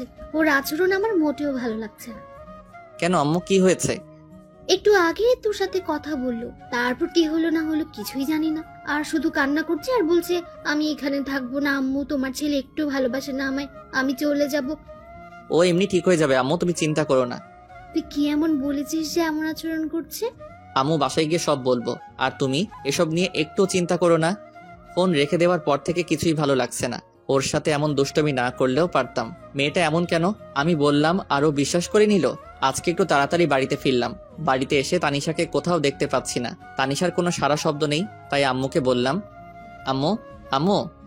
কি হয়েছে, বাড়িতে এসে এভাবে চিল্লাচিল্লি করছিস কেন? আম্মু তানিশা কই, কখন থেকে ডাকছি, কোনো সারা শব্দ নেই। তানিশা ওর বাড়িতে চলে গেছে। আমি বললাম কি হয়েছে, আমার কথা না শুনে হন হন করে ব্যাগ নিয়ে চলে গেল। আমার এখন একদম ভালো লাগছে না তানিশা যাওয়ার পর থেকে। ঘরটা কেমন যেন হয়ে গেছে। তুই গিয়ে তাড়াতাড়ি তানিশাকে নিয়ে আয়। আম্মু অনেক রাত হয়েছে, এখন তুমি শুয়ে পড়ো, আমি আসছি। বলেই বাইক নিয়ে শ্বশুর বাড়ির উদ্দেশ্যে রওনা দিলাম। বেশি দূরের পথ না। শ্বশুর বাড়ি এসে দরজায় কলিং বেল দিতে লাগলাম। কিছুক্ষণ পর তানিশা এসে দরজা খুলে দিল। কি হয়েছে, এভাবে চিল্লাচিল্লি করছেন কেন? এটা কোনো মাছের হাট না যে এভাবে চিল্লাচিল্লি করবেন। তুমি এভাবে চলে এলে কেন? জানো না আম্মু তোমাকে ছাড়া থাকতে পারে না, সাথে আমিও। ঢং করা লাগবে না। যেখানে আমার কোনো মূল্য নেই সেখানে আমি থেকে কি করব? মানে? অফিসে যাওয়ার নাম বলে অন্য মেয়েদের সাথে থাকবে, সন্ধ্যা হলে বাসায় ফিরবে, তার কাছে আমি কিভাবে থাকবো? তানিশা চোখ মুখ লাল হয়ে আছে, মনে হয় অনেক কান্না করছে। কান্না করারই কথা, যে কথা বলেছি।